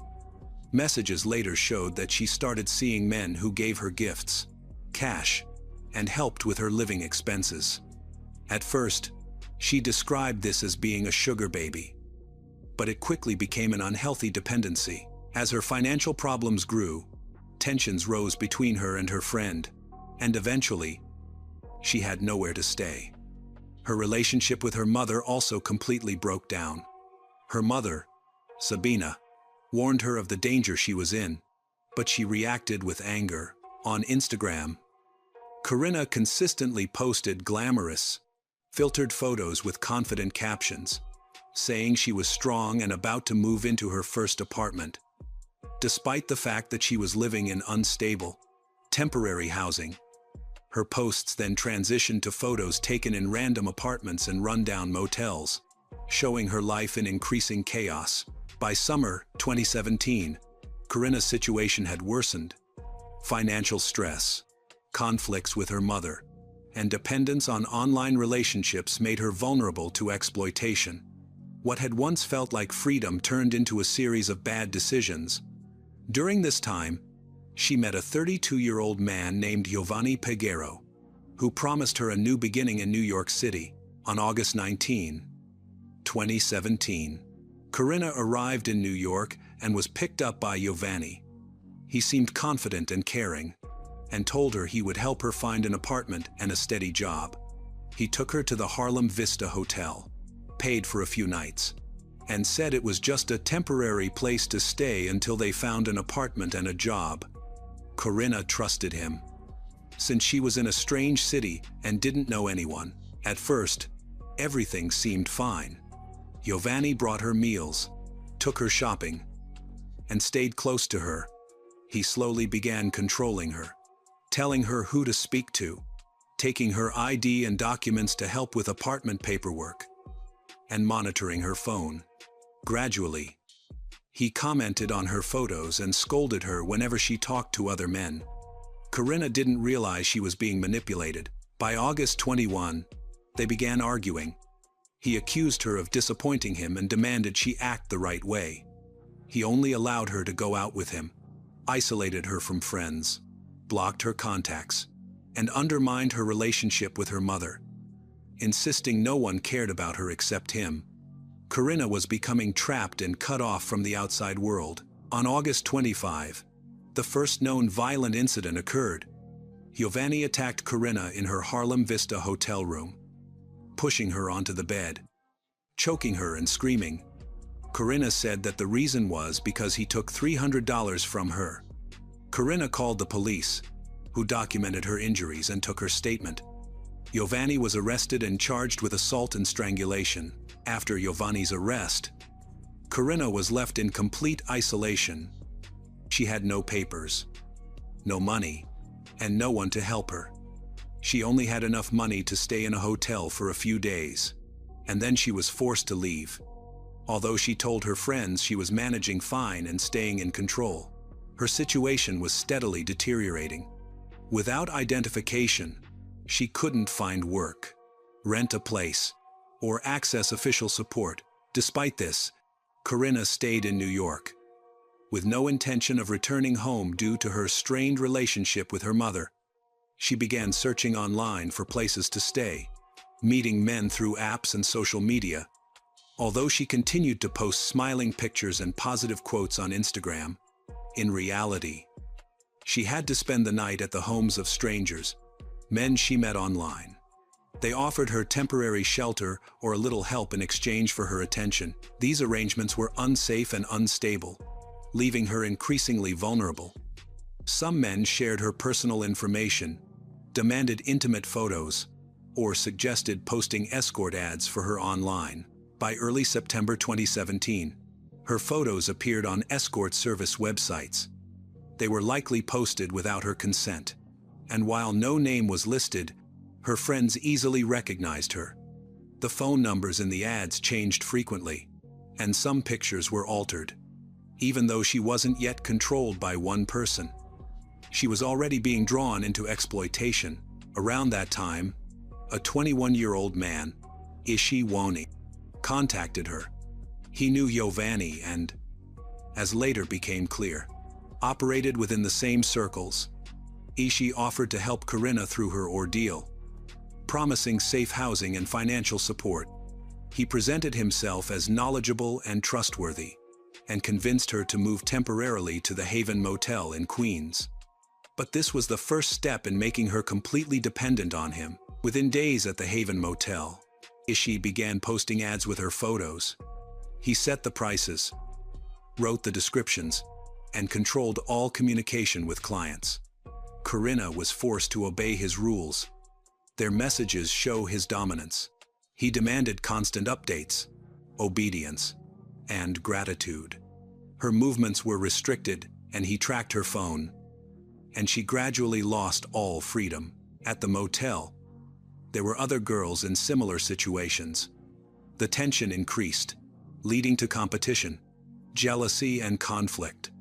Corinna sometimes resisted or tried to act on her own but soon backed down, uncertain where to find help. By then, her identity was tied to multiple online profiles and phone numbers, trapping her deeper in exploitation. Technically, she was free to leave, but without money, ID, or support, escape was nearly impossible. On September 20, 2017, Corinna was last seen leaving the motel. Witnesses and security footage confirmed her departure. From that moment, she vanished. By the time she was declared missing, she had already fallen under someone else's control. What began as an offer of help ended with her losing all autonomy. At first, no one realized she was missing. Given the chaos in her life, her silence didn't seem unusual. Friends assumed she had changed her phone number, and her mother thought she was simply upset. Several days passed before anyone understood that something was truly wrong. In late September, Sabina Tuordo, Corinna's mother, returned from Florida and found the house unusually quiet. Corinna wasn't answering messages, and all the belongings she'd left before leaving for New York were still untouched. Sabina then contacted the Bloomsburg Police Department. Initially, officers treated it as a voluntary disappearance by an adult. But when Sabina presented a copy of the restraining order against Giovanni, along with letters he had sent after his arrest, the case was transferred to New York authorities. Investigators began examining Corinna's online activity and financial records. One of the first leads took them to the Haven Motel in Queens. The manager confirmed that a young woman matching Corinna's description had stayed there in September with a younger man who paid in cash. She appeared tired and spoke very little. The last sighting of her was on September 20th. After she left, the room remained empty for 2 days until housekeeping arrived. Inside, staff found a few belongings: makeup, a pharmacy receipt, and an empty purse. But her phone, identification, and clothes were gone. Police later discovered that the room was booked under a false name, and the payments were traced to Ishii's debit card. When questioned, Ishii claimed that Corinna had left on her own and denied knowing where she went. He said she had been communicating with someone from the Bronx, but offered no further details. Investigators also found that his phone had been wiped and the SIM card replaced. A digital investigation revealed that, in the week before her disappearance, Corinna had visited escort service websites using her phone. Although her listings had been deleted, cached copies were recovered. They had been posted from IP addresses in the Bronx and Queens, the same areas where Ishii and his associates operated. The ads were created in batches, using similar wording, descriptions, and photos of different women. As the investigation expanded, authorities found links between Corinna and people connected to a man named Giovanni Pagero. One witness confirmed that Corinna had worked with their group for a short time before another guy, who matched Ishii's description, took over. This was the first time police confirmed that Giovanni and Ishii were part of the same network. Though solid proof was still lacking, no one had reported abuse, and Corinna was legally an adult. By November 2017, investigators began to suspect that Corinna might have been taken out of New York. They checked transportation hubs and reviewed surveillance footage, but found no sign of her. The last signal from her phone came late at night on September 20th in the Bronx, after which it went silent permanently. The case came to a standstill. Reports repeatedly mentioned 3 names: Corinna, Giovanni, and Ishii. Everything pointed to that final day, but what happened afterward remained uncertain. She could have left voluntarily, met with harm, or been transferred to another network. None of these theories could be confirmed. Corinna's mother, Sabina, refused to give up. As the official investigation slowed, she became determined to keep attention on her daughter's case. She began by posting on Facebook, contacting journalists, and writing to the police. Most of the time, she received only standard replies. The investigation is ongoing. Concerned the case would fade from memory, she started reaching out to online communities focused on missing persons. Corinna's photos began circulating on forums and public groups across New York City. Sabina personally searched listings, sometimes thinking she recognized her daughter in new images. Every lead she found, she passed on to investigators, who always promised to follow up. By November 2017, Sabina realized that it was necessary to attract public attention. She spoke with local TV stations in Pennsylvania and shared details about Giovanni's arrest and Corinna's last known stay at the Haven Motel. That media coverage was the first major breakthrough. The story spread quickly online, and strangers began contacting her about sightings of Corinna. On the subway, in Atlantic City, and elsewhere, Sabina passed all the information to the police, which led to dozens of leads, none of which were ever verified. Still, the growing attention ensured that Corinna's case could not be forgotten. Sabina then created a page called Help Find Corinna Slusser to raise awareness and collect funds for a reward. Within a month, thousands of people had joined. Volunteers helped design flyers and share posts online. Sabina traveled to New York herself, posting flyers throughout the Bronx and Queens. On one occasion, she was fined for unauthorized posting. At the same time, a legal battle began to unfold. Sabina hired a lawyer and demanded that her daughter's case be included in a federal anti-trafficking initiative. Her efforts paid off.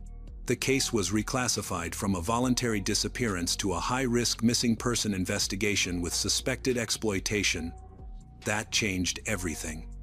Homeland Security became involved, investigating Ishi's connections, looking for other victims, and tracking similar criminal networks. Corinna's name was added to the federal missing persons database. In December 2017, the FBI offered a $10,000 reward for any information leading to the case. The story spread nationwide. Under media pressure, Ishi was questioned again. He denied all involvement, claiming Corinna was an adult who had made her own choices. He insisted he hadn't seen her after September 20th and didn't know where she went. Then a breakthrough came. One of Ishi's former acquaintances, a young woman, contacted Sabina's attorney. She described a darker reality: manipulation, threats, rules, and debts that kept the girls trapped. Leaving without permission, she said, was considered betrayal. This was the first circumstantial evidence that Corinna had not voluntarily disappeared. Sabina refused to give up. She visited shelters, spoke with staff at victim support organizations, shared Corinna's photo, and left her contact information. By January 2018, other mothers began reaching out to Sabina. Their daughters had vanished under similar circumstances. Online connections, promises of opportunities, trips to New York, and then silence. Sabina realized her daughter's case wasn't an isolated event. She started collaborating with anti-trafficking groups and speaking publicly. Sabina came to accept several possibilities. Corinna might have been taken. She might have died, or she could be hiding, too afraid to return. But as long as Corinna wasn't found, there was still hope. And Sabina fought to keep that hope alive, for herself and for others. Meanwhile, investigators gathered every piece of evidence they could. They interviewed everyone connected to the case, analyzed online activity, and traced IP addresses linked to Corinna. Still, no major breakthroughs emerged. She had vanished in a city where hundreds go missing. The evidence was weak, the witnesses uncertain, and nothing concrete enough to press charges. Sabina continued her work alone. She kept detailed notes of every call, message, and new lead. This record later became the foundation for a public database that tracked Corinna's disappearance almost hour by hour. Sabina's persistence kept the case alive. While investigators stayed silent, she spoke out. As the city moved on, her voice became the last one, speaking for a daughter the world had almost forgotten. When Corinna Slusser's case was made a federal matter, several agencies stepped in. The FBI, the U.S. Attorney's Office for the Southern District of New York, and Homeland Security. They believe her disappearance was related to abuse, which allowed them to use more advanced investigative tools, including telecommunications data and restricted databases from classified advertising websites. Agents started by reviewing Corinna's digital trail. They traced phone numbers and IP addresses, uncovering dozens of ads featuring her images. Some had been posted in October and November 2017, after she went missing, suggesting someone continued to use her likeness. The ads didn't mention her name but matched her images exactly, right down to poses, angles, and identifying marks. The phone numbers change frequently, but some have been linked to previous criminal investigations involving escorts. The FBI found that many phone numbers had been disguised through call forwarding services. Further analysis showed that some of these lines were registered under the names of women previously linked to Ishi. This led agents to broaden the list of potential accomplices and revealed that Ishii's operations were well organized and extensive, not just the work of one man. The scheme involved fake advertisements, proxies, and rental properties obtained with forged documents. Search warrants were issued for Ishii's digital devices and those of his associates. The seized smartphones contained key evidence photos of Corinna Slusser, encrypted client chats, and audio messages with direct orders and threats. Investigators also found group conversations about prices, meeting places, and how often encounters occurred. The repeated phrase, "she can't say no," appeared in multiple messages, combined with victim statements. This showed that Corinna had no control over her situation and had been coerced. The FBI interviewed dozens of women who had worked with Ishii. Their testimonies varied. Some were frightened, others had left earlier, and a few still felt afraid of him. Some remembered hearing Corinna's name, while others saw her picture on Ishii's phone. Several admitted that Ishii rotated ad listings among different women depending on availability or client payment, which explained why Corinna's name and photos kept appearing even after her disappearance. Meanwhile, investigators tracked transportation and surveillance data from Queens and the Bronx, placing Ishii near the Haven Motel. Footage from the day Corinna vanished showed him leaving the motel alone, without any belongings. Although Ishii claimed he didn't know what happened to her, his actions told a different story. Motel logs and call records showed he continued to use Corinna's phone number after September 20, directly contradicting his statements and deepening suspicion that he was hiding information. Federal prosecutors began preparing formal charges. The main charge focused on human trafficking under aggravated circumstances, including coercion, threats, and exploitation of a minor. Corinna was 19 when she met Ishii, and investigators believed her trafficking was part of a broader organized network. Authorities also investigated other women's cases linked to Ishii to establish a pattern of exploitation, building the case even without a recovered body. The search for Corinna targeted every location associated with Ishii: rented properties, places he visited, and transportation hubs. Multiple raids produced little direct evidence related to Corinna, but in one operation, investigators found belongings of another young woman who later reported she had been abused by Ishii.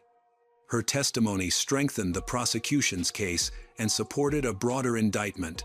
By spring 2018, the investigation entered a new phase. Authorities formed an international task force, suspecting Corinna might have been taken out of the country to Canada or the Dominican Republic. Interpol was contacted, but no biometric data matched. Investigators concluded there were only two likely outcomes. Corinna was either deceased or being held somewhere in the US. Completely isolated, the FBI expanded its list of suspects to at least 6 individuals connected to Ishii and the online ads. None could confirm seeing Corinna after September 20, and none provided concrete leads on her whereabouts. The investigation ran into a common but intractable problem: no body, no direct witnesses, and no clear endpoint. But thanks to the evidence they gathered, dozens of gigabytes of data, testimony from other women, and digital clues, investigators built a solid case. All of it suggested that Corinna's disappearance was not voluntary, but part of a larger criminal operation. Her story became a disturbing reminder of how easily someone can disappear in the digital age, how a young woman can vanish in weeks, unseen, despite a nationwide effort to bring her back into the light. By 2022, the federal investigation into Corinna Slusser's disappearance had concluded. After years of gathering evidence, prosecutors filed charges against Ishii Wani, who was convicted of human trafficking and exploiting multiple women. At least 6 young women were confirmed as victims of his crimes. Although Corinna was not the central focus of the prosecution, her disappearance remained unexplained. Substantial circumstantial evidence suggested Ishii's likely involvement.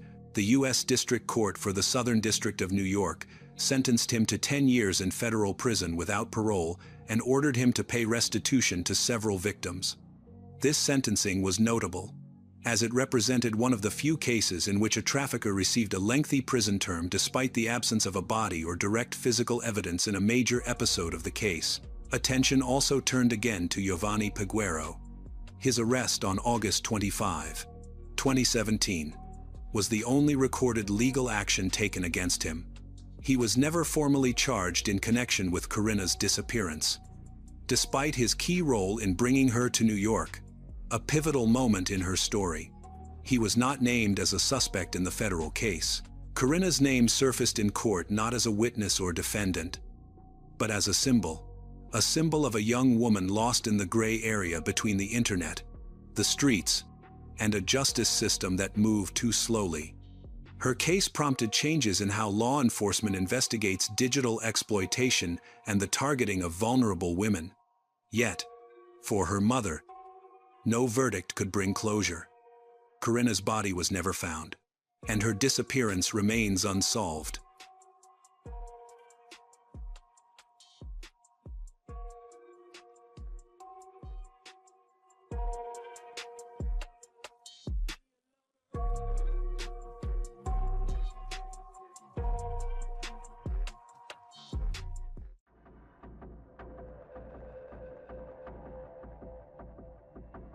Love is often viewed as a beautiful and gentle emotion, connected to life's most cherished moments. But when love loses its balance, it can become incredibly dangerous. When control replaces concern, when jealousy overrides reason, emotions can turn into obsession, and in the darkest cases, into an unforgivable crime. The story of Maritza, Emilio, and their daughter Joandra is not just the tragedy of a broken family.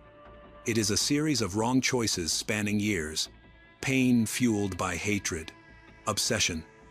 Above all, it serves as a terrifying warning that the past, if not let go of, can return to destroy the present. To understand why this tragedy happened, we need to go back in time to where it all began.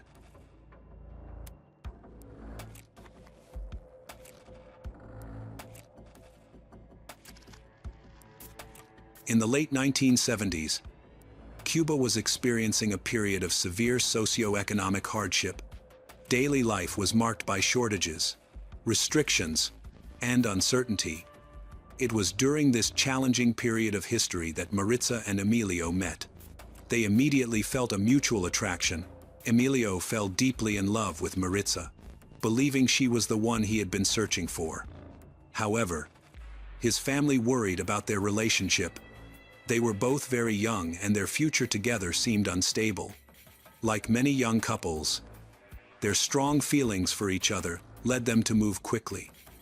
Without thinking things through carefully, their daughter, Joandra Núñez, was born on May 29, 1977.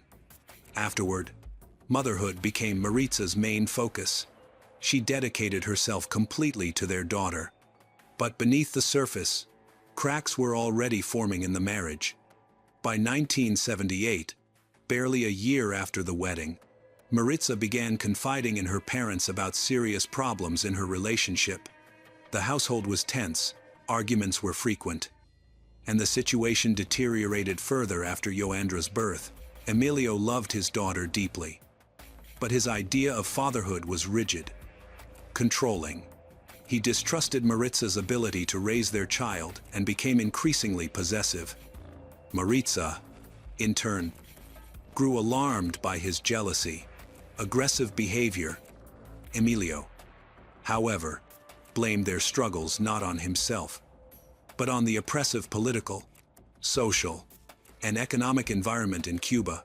Eventually, Emilio began talking about escaping the country. He confided in a friend he trusted. That trust was misplaced. The friend reported him to the authorities. Emilio was arrested and classified as a political prisoner. He faced a sentence of up to 20 years in a Cuban prison for attempting to flee the country. Despite everything, Maritza and Emilio did not immediately separate. There were still feelings between them. But prison walls created an insurmountable distance. Emilio was cut off from his wife and from his daughter's life. During his incarceration, He was subjected to psychiatric treatment, including electroshock therapy, procedures he later described as degrading, traumatic. By 1980, Yoandra was nearly 3 years old, and Cuba was on the brink of massive change. That year marked the beginning of the Mariel boat lift, a mass exodus in which more than 125,000 Cubans fled to the United States, most heading to Florida.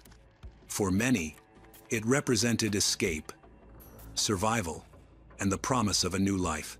Maritza was among those who left. She managed to reach Miami, but was forced to leave Yoandra behind in Cuba, under the care of her grandmother.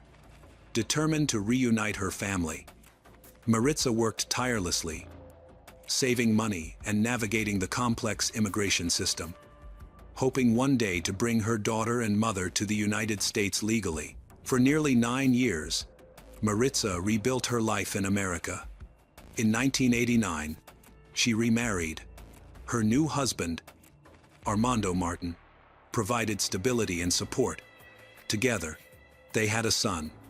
The marriage also made it possible for Maritza to finally bring her loved ones, most importantly, Yoandra, to the United States.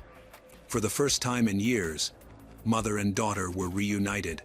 Life seemed to be moving in a hopeful direction. That same year marked a turning point for Emilio as well. As part of broader political changes, he was released, granted the opportunity to seek asylum in the United States. He dreamed of starting his life over. But by then, Maritza had built a new life, and Emilio struggled to re-establish contact with her or with Yoandra. Before leaving Cuba, Emilio remarried, began rebuilding his life. Eventually, he traveled to the United States with his new wife and her son. Ironically, shortly after arriving in Miami, Emilio coincidentally met Maritza and Yoandra. Yoandra, now around 10 years old, did not recognize him. To her, he was a stranger. Emilio longed to embrace his daughter, but the child was visibly frightened. For Emilio, that moment was devastating. A painful reminder of all that he had lost and could never get back. Emilio had no choice but to keep moving forward, adapting to life in a new country, while clinging to the hope that one day he could repair his relationship with his daughter. He and his newlywed wife moved into a mobile home on a farm, where Emilio worked as a caretaker and property manager to make a living. The family struggled financially and barely made ends meet. But Emilio refused to return to Cuba under any circumstances. Despite the cramped living conditions, Emilio always kept a separate room prepared for his daughter, just in case she ever chose to live with him. He often admitted that Yoandra occupied a special, irreplaceable place in his heart. He thought about her constantly, replaying memories and wondering how her life was unfolding without him. Emilio longed to reconnect with his child, but Maritza firmly opposed the idea of her daughter having a close relationship with her biological father. At that time, Yoandra lived with her mother and stepfather in the Miami area, near North Lauderdale. By the time she completed elementary school, Yoandra was considered one of the brightest students in her class. She was cheerful, sociable, quick-witted, and academically gifted. However, everything began to change once Yoandra entered her teenage years. After transferring to Oakland Park Middle School, her behavior shifted noticeably. Her grades declined. She began skipping classes, and she grew increasingly withdrawn. When friends asked what was wrong, she hinted that things at home had become difficult. At first, her family attributed the changes to the stress of adjusting to a new school. But over time, the situation worsened. There were no reports of conflicts with classmates, yet Yoandra seemed emotionally distant. At the age of 15, she began dating a boy named Angel. In November 1992, Yoandra discovered she was pregnant. Terrified and unsure what to do, she eventually told her mother. Maritza's reaction was harsh. Rumors later circulated that Maritza had physically struck her daughter. Some people believe she used a belt to punish Yoandra. These allegations were never officially confirmed, and no domestic violence reports were filed. Joandra herself never spoke publicly about abuse. Still, her friends believed that tension and poor communication at home were at the root of her emotional decline. Joandra reassured those closest to her that everything would soon return to normal. On the evening of Wednesday, November 25, 1992, Joandra unexpectedly offered to wash her parents' car, an unusual gesture that stood out. However, with Thanksgiving approaching the next morning, her family didn't give it much thought. Maritza and her husband assumed Joandra was simply trying to be helpful or make peace. The following morning, the household stirred awake, except for Joandra. She remained in her bedroom long after everyone else was up. After several hours passed, her continued silence became alarming. Maritza and her husband went to check on her. When they entered the room, they found Joandra lying on her back in bed, her eyes open, completely unresponsive. Panic set in instantly. Maritza called emergency services. But when paramedics arrived, there was nothing they could do. Joandra was pronounced dead at the scene. The investigation determined that Joandra had died from a gunshot wound to the chest. She had used a .25 caliber pistol that belonged to her mother. The firearm was typically kept in the trunk of Maritza's car for self-defense. Investigators soon realized the significance of Joandra's offer to wash the car the night before. It had been a way to access the weapon. Initially, detectives examined the possibility of foul play involving family members. However, forensic evidence ruled that out. Gunshot residue was found on Joandra's hands, and her fingerprints were present on the weapon. A suicide note was also recovered. The medical examiner concluded that Joandra Nunez had taken her own life. Although Maritza and her husband remained under scrutiny for a short period due to standard investigative procedures, no evidence supported claims of violence or coercion. Ultimately, both were cleared, and the case was officially closed. Joandra's death devastated her family. The loss was incomprehensible. 3 days after Joandra's death, Emilio received a phone call from a friend. It was only then, barely an hour before the funeral, that he learned of his daughter's tragic fate. The news sent him into a state of uncontrollable rage. He immediately accused Joandra's mother and stepfather of deliberately hiding her death from him, robbing him of the chance to say goodbye. Emilio abandoned everything and rushed to the funeral.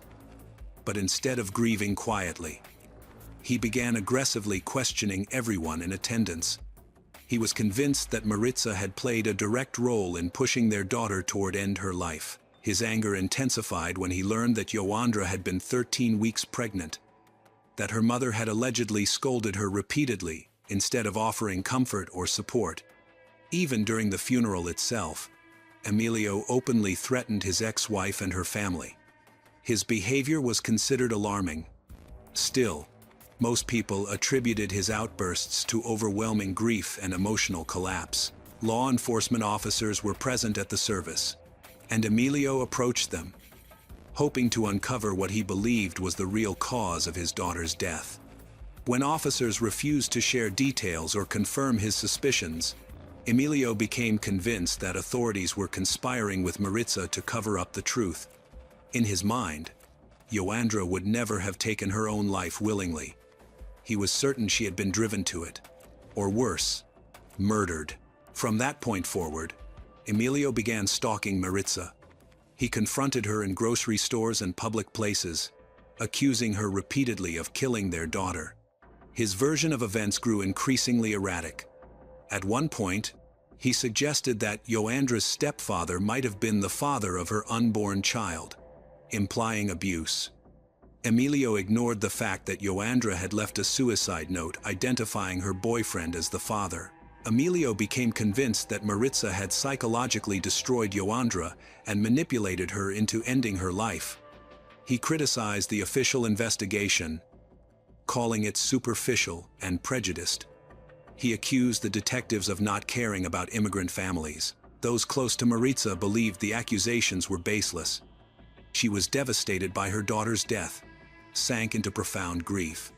Eventually, she sold the family home, unable to bear the pain of walking past Joandra's bedroom.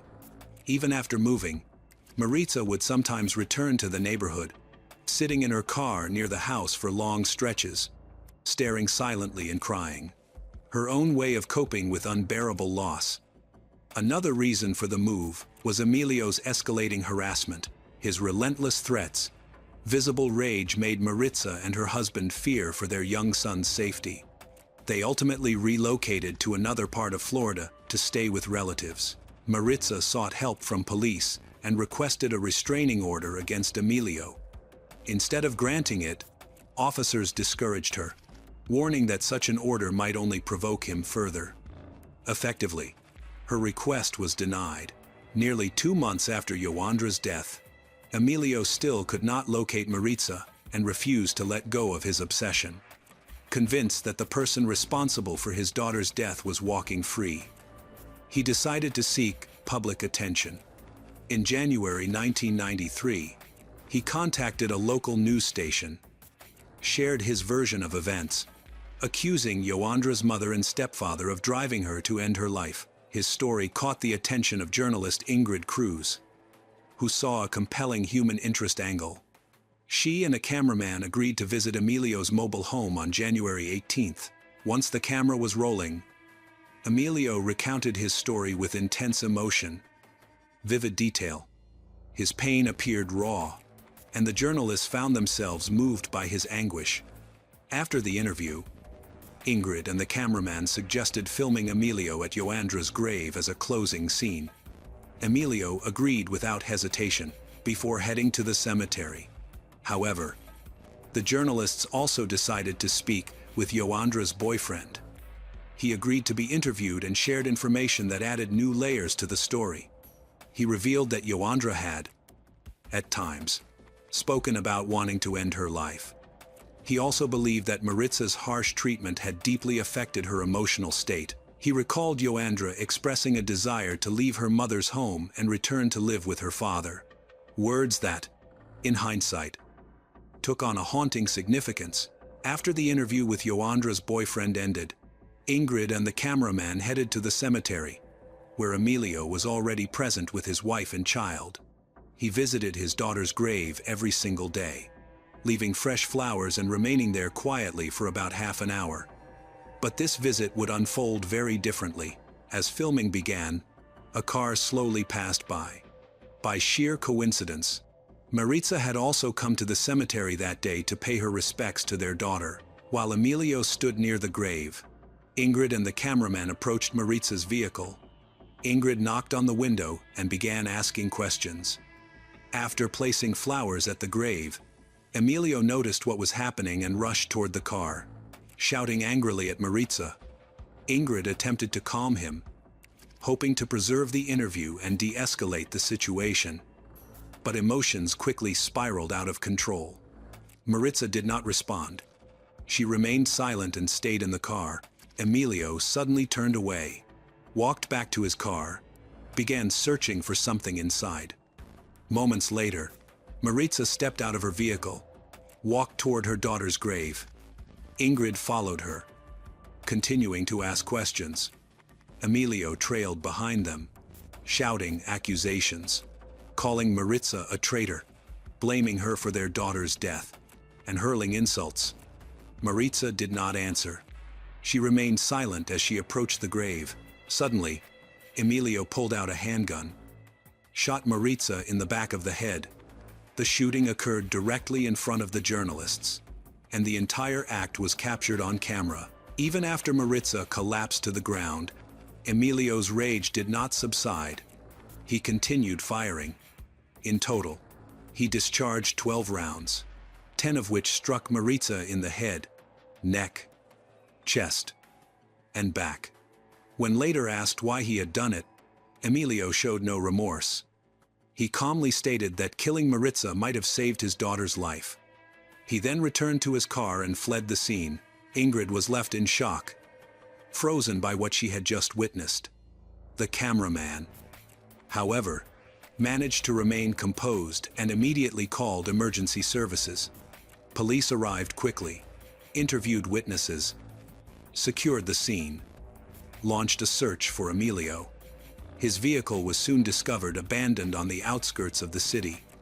Emilio was gone. And so was the weapon. The murder of Maritza, following so closely after her daughter's death, became national news. Emilio was now a fugitive, considered armed and extremely dangerous. A massive manhunt began. Eventually, FBI agents received a tip that a man matching Emilio's description was traveling on a bus bound for Los Angeles. Authorities intercepted the bus in Texas. The bus was full of passengers. When Emilio realized law enforcement was approaching, he drew his weapon. Panic erupted, and passengers fled the bus. Fortunately, no one else was harmed.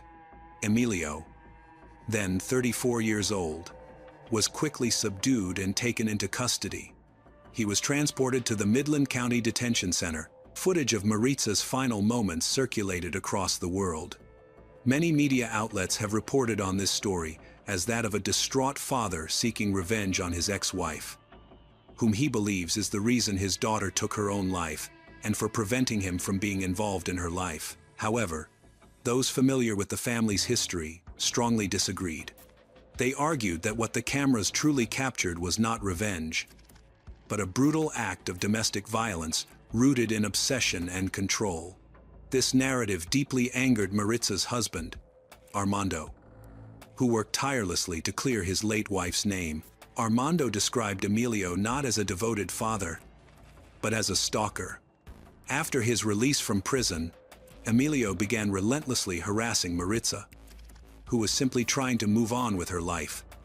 Armando detailed numerous incidents that painted Emilio as unstable and dangerous. He emphasized that Maritza had sought legal protection, but her request for a restraining order had been denied, an omission that would later prove fatal. Armando firmly denied all allegations that Maritza had ever physically abused Yoandra. He rejected claims that she had slapped her daughter upon learning of the pregnancy, calling them outright fabrications invented by a man desperate to justify his obsession. According to Armando, Maritza did scold her daughter at times, especially when overwhelmed or confused, but she never resorted to violence. Most chilling of all, Armando revealed that Maritza had lived in constant fear of Emilio. So convinced was she that he would eventually kill her, especially after the restraining order was denied. That fear, tragically, was not misplaced. After his arrest, Emilio initially refused to cooperate with law enforcement or speak to journalists. For nearly a month, he maintained complete silence. Eventually, however, he agreed to speak publicly, largely repeating the same version of events he had told from the beginning. Around this time, both Maritza's parents and Emilio's parents entered the public discussion. Members of both families described Emilio as a volatile and aggressive man. According to relatives, during his first marriage in Cuba, he had repeatedly threatened to kill his wife. Several family members from both sides believed Emilio suffered from serious mental health problems. This view was indirectly supported even by his own parents, who admitted that their son had long struggled with emotional instability. Emilio's father recalled that while living in Havana, Emilio had been considered a below-average student and was forced to repeat the 4th grade. By the age of 16, his behavioral problems had noticeably intensified, though the family declined to provide specific details. Maritza's husband, Armando, later stated that his wife had initially wanted to preserve a peaceful relationship between Emilio and their daughter, even after relocating to the United States. However, Emilio's uncontrollable temper and unprovoked aggression made this impossible. Eventually, Maritza abandoned any hope of reconciliation, believing that continued contact posed a serious danger. As public debate intensified, Maritza was laid to rest beside her daughter, her grave located only a few steps from the spot where Emilio had murdered her. As additional information about Emilio's past came to light, many began to suspect that he had suffered from untreated mental illness for much of his life. Those issues were believed to have worsened during his incarceration in Cuba, regardless of any psychiatric treatment he may have received. Nevertheless, The public overwhelmingly wanted justice. A preliminary hearing was scheduled for January 1993. But the case was repeatedly delayed. It was not until January 19, 2000, nearly 7 years later, that a jury was finally seated. Throughout those years, Emilio Núñez's defense attorneys employed extensive delaying tactics. They repeatedly sought to have him declared legally insane, filed numerous motions, and demanded additional psychiatric evaluations, significantly prolonging the process. Emilio himself proved difficult to work with. He dismissed several attorneys, refusing to follow their legal advice, although an insanity defense appeared to be the most logical strategy given his mental health history. Emilio rejected it outright. He insisted on maintaining his narrative and portraying himself as a wronged father driven by grief. Tensions between Emilio and his legal team escalated to such an extent that he reportedly spat on one of his attorneys, prompting the lawyer to withdraw from the case. Over time, the murder of Maritza Martin became the oldest unresolved homicide case in the county, remaining in legal limbo for nearly 7 years. When the trial finally began, Emilio continued to claim that he had been overwhelmed by grief and mistreated by authorities. One of the first people targeted by his accusations was journalist Ingrid Cruz. Emilio alleged that she had exploited him for a sensational story, claiming he had been emotionally vulnerable and manipulated. His attorneys echoed this argument, portraying Ingrid as someone who deliberately asked provocative questions to incite his emotional breakdown. The defense even suggested that Ingrid had somehow orchestrated events so that Maritza and Emilio would be present at the cemetery simultaneously. However, no evidence supported these claims. Investigators concluded that the encounter was nothing more than a tragic coincidence. The trial lasted nearly a week. Despite the defense's attempts to shift blame onto the media, the evidence against Emilio was overwhelming. When the jury retired to deliberate, they returned with a guilty verdict in just 40 minutes. At sentencing, Emilio Núñez was given life imprisonment with the possibility of parole after 25 years. As he was escorted from the courtroom, he held up a handwritten sign declaring that he had not received a fair trial and told jurors that he would one day return to tell the real truth. Every appeal he later filed was denied.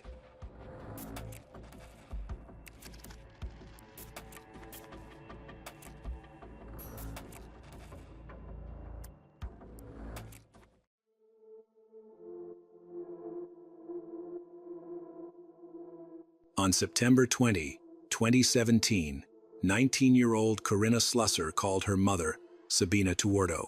Corinna was in Queens, New York. She said she wanted to go home. She explained that her driver's license and social security card were missing. Both had been stolen. Without those documents, she couldn't buy a plane ticket. So she said she would try to take a train instead. Her voice shook, as if she was afraid or hiding something she couldn't bring herself to say. Sabina, who was in Florida for her father's funeral at the time, told her daughter to stay inside, stay safe, and wait for help. That phone call would be the last conversation she ever had with Corinna. Investigators later discovered that later that same night, Corinna messaged a man named Giovanni Peguero, asking for a place to stay and help getting out of New York. He didn't respond until hours later, and by then Corinna was no longer picking up her phone. After that night, Corinna Slusser vanished without a trace.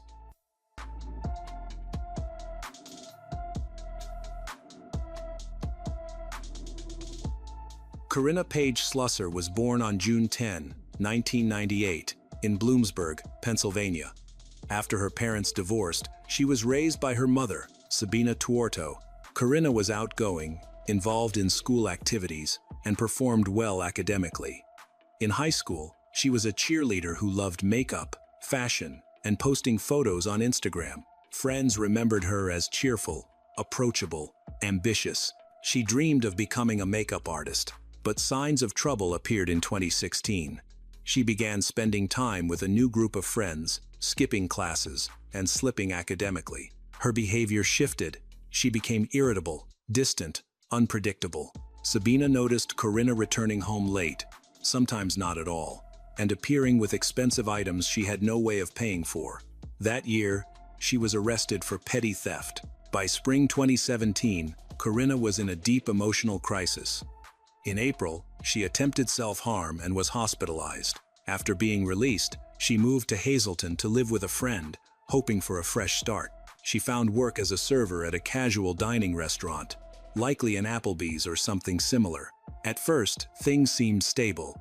She lived with her friend, earned enough to support herself. But soon, Corinna developed a desire for quick money and a luxurious lifestyle. Friends later revealed she began meeting older men who gave her gifts, cash, help with housing. She first referred to herself as a sugar baby. Her spending habits spiraled. She argues with her friend, sometimes she can contact her, sometimes she can't. Sabina tried to warn her about the dangers of the path she was heading down, but Corinna responded with hostility and anger on Instagram. She continued to present a flawless image using filters, bold makeup. Behind the posts, her real life was becoming unstable. Short-term stays, unknown apartments, and cheap motels. By summer 2017, Corinna was extremely vulnerable. Financial instability, fractured relationships, and her reliance on men she met online created the perfect conditions for being exploited. It was during this period that she first connected with Giovanni Pagero, a man who promised her a new beginning in New York City.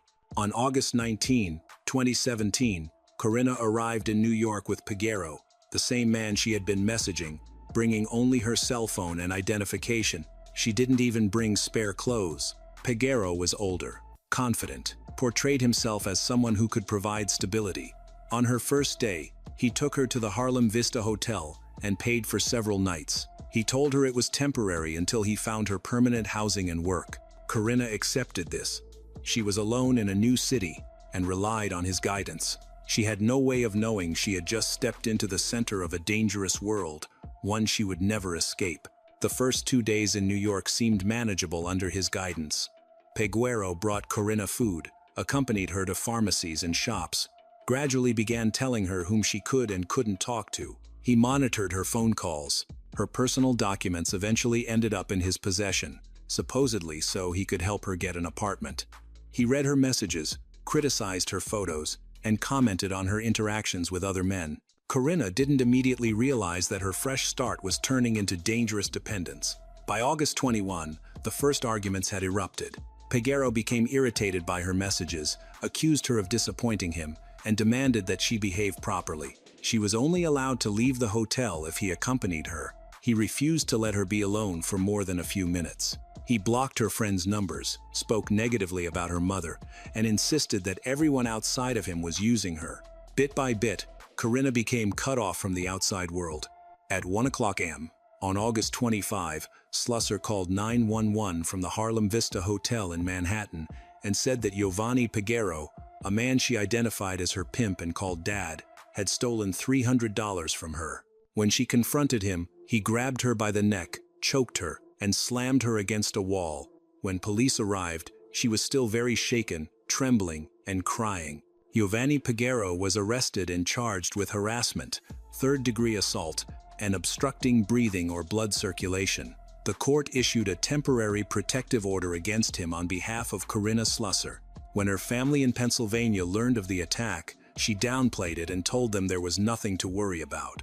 After his arrest, Corinna was completely isolated. She had no identification, no money, and no support system. The hotel room had only been paid for a few more days, and soon she had to leave. To friends, she pretended she was fine, that she had things under control. But in reality, her situation kept spiraling. Without her documents, she couldn't work, rent a room, or apply for assistance. Corinna stayed in New York because she felt she wasn't capable of returning home. Her relationship with her mother was broken, and she didn't want to admit that she was struggling. Instead, she turned to the internet for help, staying in the apartments of men she met online. They offered temporary shelter or assistance, but in exchange expected her attention, or what they called intimate. This kind of help was neither safe nor stable, and only increased her vulnerability. Some of the men she communicated with shared her information with others, requested adult photos, even suggested posting ads for her online. By early September 2017, her images began appearing on escort websites. The photos were cropped, filtered, and paired with rotating phone numbers. Her friends recognized her immediately. Whether she agreed or not remains unknown, but the process of pulling her into exploitation had begun. It was around this time that Woni reached out to her. He already knew Peguero and operated in similar circles. Woni approached Corinna as someone offering help, promising safety, housing, and a fresh start. He convinced her to move into the Haven Motel in Queens. It was presented as temporary, but in reality, it was the first step in establishing full control. Within days at the Haven Motel, Woni began posting ads online using Corinna's photos. He set the prices, wrote the descriptions, and controlled all communication. Corinna was ordered to follow his rules. Their messages revealed total domination. Woni demanded constant updates, insisted on obedience, and spoke as if she belonged to him. Her movements were restricted. He monitored her phone constantly. Any independence she had left was disappearing. Other girls lived at the motel too. Tension between them grew. They competed for attention, clients, and control. Corinna, pressured from all sides, sometimes tried to act independently, but she backed down quickly. She had nowhere else to go. What had begun as a promise of help had turned into complete loss of freedom, her life controlled by someone else, her choices dictated, her identity taken. By the time she disappeared, she was already deeply trapped. September 20, 2017, was the last day Corinna Slusser was seen in public. Witnesses and motel surveillance confirmed that she walked out of the Haven Motel that morning. From that moment on, she vanished. When Corinna stopped replying to messages, no one immediately realized she was missing. Her chaotic lifestyle had conditioned people around her to expect silence. Friends assumed she had changed her number again. Her mother thought she was upset. Days passed before anyone understood that something far more serious had happened. Sabina returned from Florida at the end of September and immediately sensed something was wrong. Her home felt unusually quiet. Corinna wasn't answering calls or messages, and all of her belongings, the things she had left behind when she moved to New York, were untouched. That was when Sabina contacted the Bloomsburg Police Department. At first, the case was recorded as a voluntary disappearance. But when Sabina provided a copy of the protective order previously issued against Giovanni Peguero, along with letters he had sent from jail after his August arrest, authorities realized this was no ordinary missing person case. The investigation was transferred to New York. Detectives began tracing Corinna's digital and financial footprint. One of the first leads took them directly to the Haven Motel in Queens. The manager confirmed that a young woman matching Corinna's description had stayed there in September with a man who paid only in cash and behaved like her handler. She rarely spoke and always looked exhausted. She was last seen on the 20th. After that, the room sat empty for 2 days before housekeeping entered. Inside, detectives found scattered personal items, makeup, a pharmacy receipt, and an empty purse. But the essentials were gone: phone, ID documents, clothing. The room had been rented under a false name, and payments were traced to Woni's debit card. When questioned, Woni insisted that Corinna had left voluntarily and denied knowing where she went next. He claimed she had been planning to meet someone in the Bronx. By then, his phone had been wiped clean and the SIM card replaced. A digital forensic review revealed that in the week before her disappearance, Corinna had accessed escort service websites repeatedly. Though her listings had been deleted, cached versions of the ads were recovered. They featured edited photos of her and had been posted from IP addresses in the Bronx and Queens, the same locations used by Woni's exploitation network. Investigators also found that several profiles posting the ads shared similar writing patterns and formatting, indicating they were controlled by the same group. As the investigation expanded, authorities uncovered individuals connected to Woni, who confirmed that Corinna had been working within their group for a time before she was taken over by another man. That man's description matched Peguero. This was the first direct confirmation that both men were part of the same trafficking circuit. Despite these findings, evidence was still thin. Corinna was legally an adult, and there were no official reports of abuse filed in New York. By late November 2017, detectives feared she may no longer be in the city. They reviewed bus, train, and airport footage, but found nothing. Her final phone ping came from the Bronx late on September 20. After that, her device went dark forever. The investigation hit a wall. Reports kept circling the same three names: Corinna Slusser, Giovanni Piguero, and Ishi Woni. Everything pointed to her last day. Beyond that, there were possibilities: voluntary disappearance, harm, or relocation within a trafficking network. None could be proven. Sabina Torto refused to let the case fade. She became relentless, determined that people would remember her daughter was not just another missing person statistic. She began with social media posts, messages to journalists, and persistent calls to police. Her efforts were met with polite but ineffective responses. The investigation was active, they said, yet nothing seemed to move. Sabina watched helplessly as her daughter's case slid towards silence. She began reaching out to anyone who would listen, including online communities dedicated to missing persons cases. Corinna's photos soon appeared on New York-based forums and even in public Craigslist groups. Sabina searched every listing herself, scrolling for hours, looking for any face that resembled her daughter. Sometimes she thought she recognized Corinna: different hairstyles, different makeup, different angles. Each time, she forwarded the lead to investigators, who assured her they would check it out. By November 2017, Sabina realized quiet persistence was no longer enough. The case needed attention, loud, public attention, so she went to the media, speaking with local Pennsylvania stations and sharing details about Ishi Woni's August arrest and Corinna's last confirmed day at the Haven Motel. It was the turning point. The story spread across social media. Suddenly, strangers were contacting Sabina with sightings. Someone claimed they saw Corinna on the subway. Another reported a girl resembling her in Atlantic City. Another said they rode the same bus. Some leads were vague, others detailed. Sabina sent every single one to authorities. People started paying attention to the case. Determined to keep the momentum, Sabina launched Help Find Corinna Slusser on Facebook and started raising funds for a reward. Within weeks, thousands followed the page. Volunteers designed posters, created digital flyers, and circulated Corinna's story across multiple platforms. Sabina traveled to New York, plastering Corinna's photo on street poles, bus stops, laundromats, convenience stores, anywhere someone might look. At one point, she received a police citation for posting without permission. She simply told the reporter that as long as people could see Corinna's face. Meanwhile, a legal battle was forming. Sabina hired an attorney and pushed for Corinna's case to be included in a federal anti-trafficking initiative. She succeeded.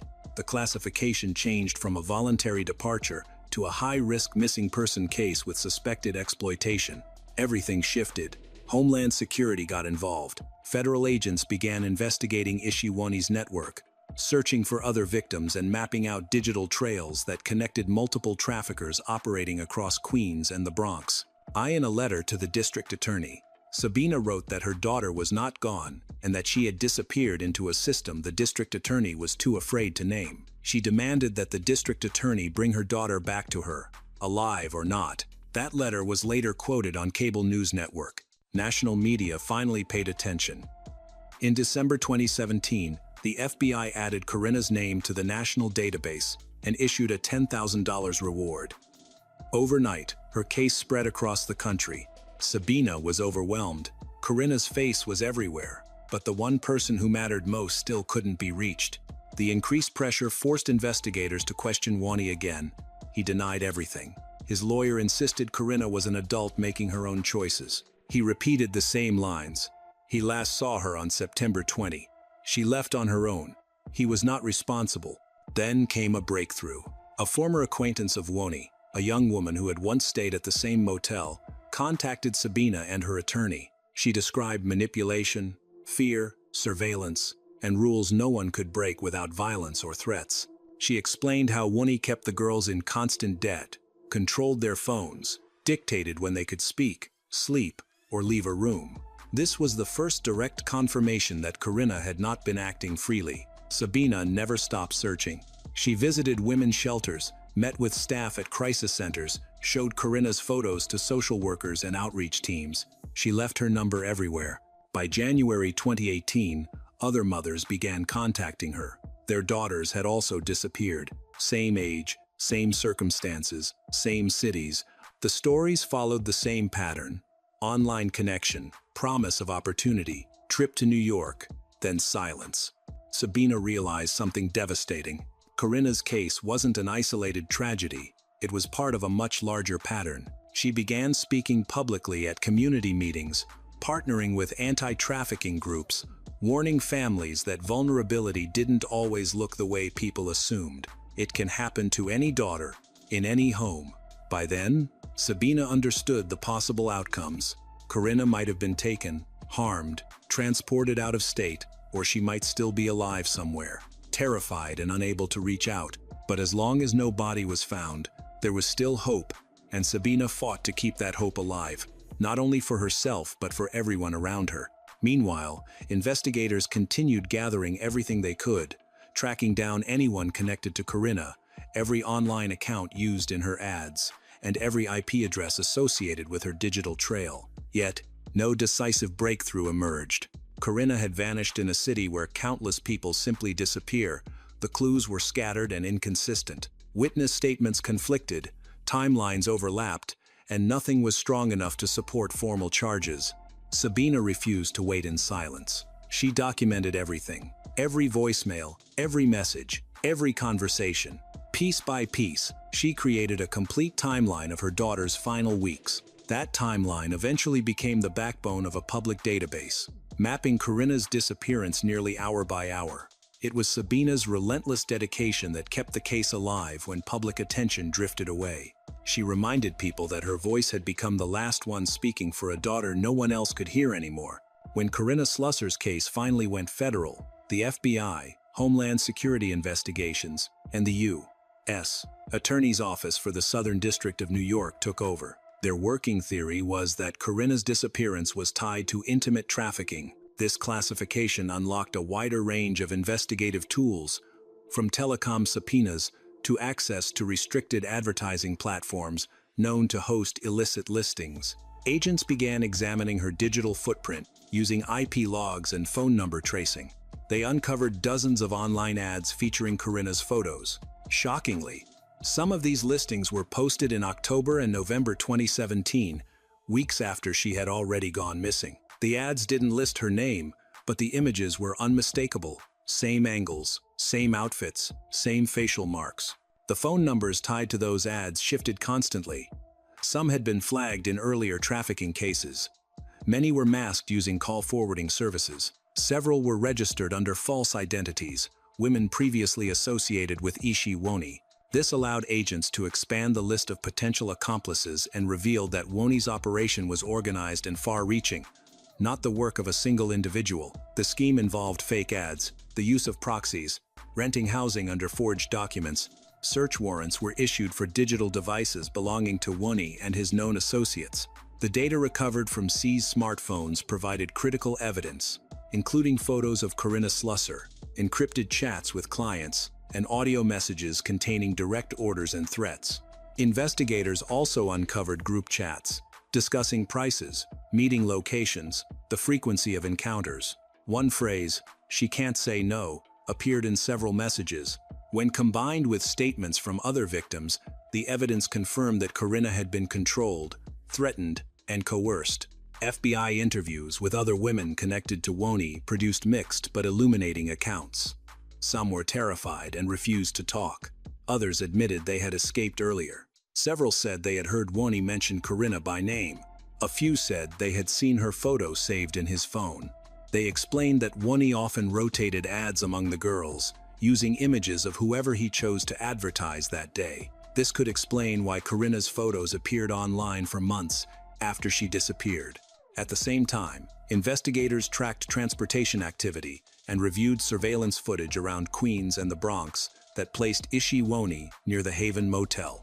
The analysis showed that on the day Corinna disappeared, Woni was seen leaving the motel alone, carrying no bags or personal items. Despite his repeated claims that he didn't know where she went, the timeline of his actions told a different story. Law enforcement obtained motel entry logs and call records, which confirmed that after September 20, Woni continued using Corinna's phone number. This detail directly contradicted his account and strengthened suspicions that he was withholding information. federal prosecutors began building a case for formal charges. The primary focus was human trafficking under aggravated circumstances, including coercion, threats, and the involvement of a minor, as well as participation in an organized operation. Corinna was 19 when she first met Wani.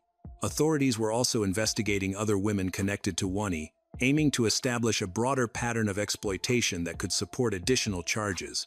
Even without a recovered body, the search for Corinna expanded to every location linked to Wani: motels he had rented, apartments he frequented, and transportation hubs he routinely used. Despite multiple raids, investigators found little direct evidence tied to Corinna.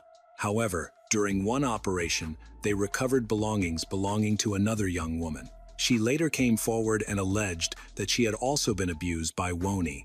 Her testimony strengthened the investigation and supported a broader federal indictment by the spring of 2018. The case then entered a new phase.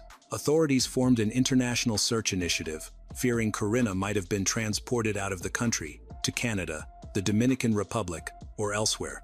Requests were sent through Interpol, but none of her biometric data matched border records. At this point, investigators were left with two grim possibilities. Either Corinna was no longer alive, or she was being held somewhere in the United States, completely cut off from the outside world. The FBI continued expanding the pool of suspects. At least 6 individuals connected to Wani and the online ads were officially named. Yet none of them could confirm seeing Corinna after September 20, and none could provide credible information about her fate. The investigation hit a familiar and deeply frustrating barrier: no body, no eyewitness, no definitive trail. Still, the evidence, gigabytes of digital data, testimony from multiple women, and extensive online footprints, painted a compelling picture. Everything suggested that Corinna's disappearance was part of a larger criminal network, not a voluntary departure. Her case became a stark demonstration of the dangers young people face in the digital age, how someone can vanish within weeks, slipping into the shadows despite a nationwide effort to find her. By 2022, the federal investigation into the disappearance of Corinna Slusser had officially concluded. The evidence collected over several years was enough to bring charges against Wani, who was found guilty of intimate trafficking and exploitation. At least 6 young women were confirmed as victims of his abuses. Although Corinna was not the central figure in the indictment, her disappearance loomed over the case, with numerous pieces of evidence suggesting Wani's possible involvement. The U.S.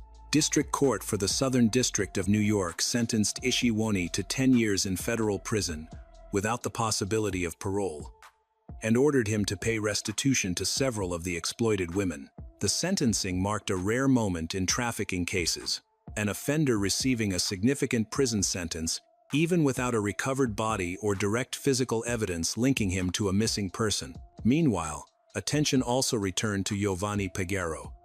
His arrest on August 25, 2017, remained the only legal action ever taken against him. He was never formally charged in connection with Corinna's disappearance. Despite being the one who initially brought her to New York, the turning point that led to her exploitation, he was not named as a suspect in the federal case. In court, Corinna's name appeared not as a witness or defendant, but as a symbol, a young woman who vanished somewhere between the internet, the streets, and a system that acted far too slowly. Her case forced a shift in how law enforcement approaches digital exploitation and the targeting of vulnerable young women. But for her mother, no legal victory could ease the pain. Corinna's body was never found, and her disappearance remains officially unsolved. Today, nearly a decade after she vanished, the story of Corinna Page Slusser remains one of the most haunting unresolved cases in modern trafficking investigations. A bright, ambitious teenager from Pennsylvania, someone who once dreamed of doing makeup and building a future, was slowly pulled into a world designed to erase people like her. To this day, Sabina still waits.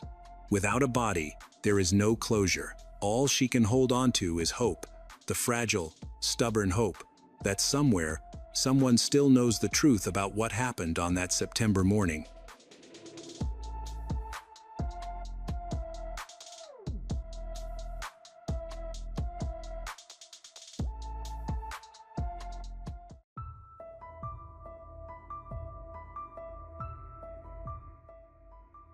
In a mountain village built for winter escape, the last confirmed moments of Ryan Stucka's known life were painfully ordinary. He was 20 years old, from Beaumont, Alberta, and spending the season in Sun Peaks, British Columbia, where he had moved in December 2017 with a close friend to work through the winter. On Friday, February 16, 2018, he worked his shift, returned home, and later went out with friends to a silent disco at a local pub. Nothing in that sequence suggested a crisis. Nothing signaled that the night would harden into one of Canada's most haunting unsolved disappearances.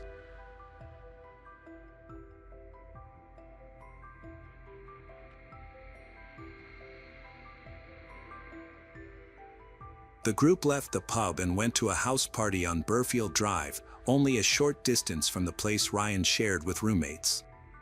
According to the family's published timeline, that too was ordinary for him. He was social, comfortable with his friends, and not known for abruptly separating from them. Then, sometime around 2:10 a.m. on Saturday, February 17th, the night narrowed to a final sighting. One roommate had already left. A second decided to head home. Ryan was seen standing up, apparently putting on his coat and shoes. That roommate left believing Ryan was right behind him. But within moments, Ryan was gone. The distance home was short. The terrain was familiar. Yet by the next day, Ryan had not shown up for his regular shift at work. His roommates contacted the police and filed a missing person report. Family sources say missing work was out of character.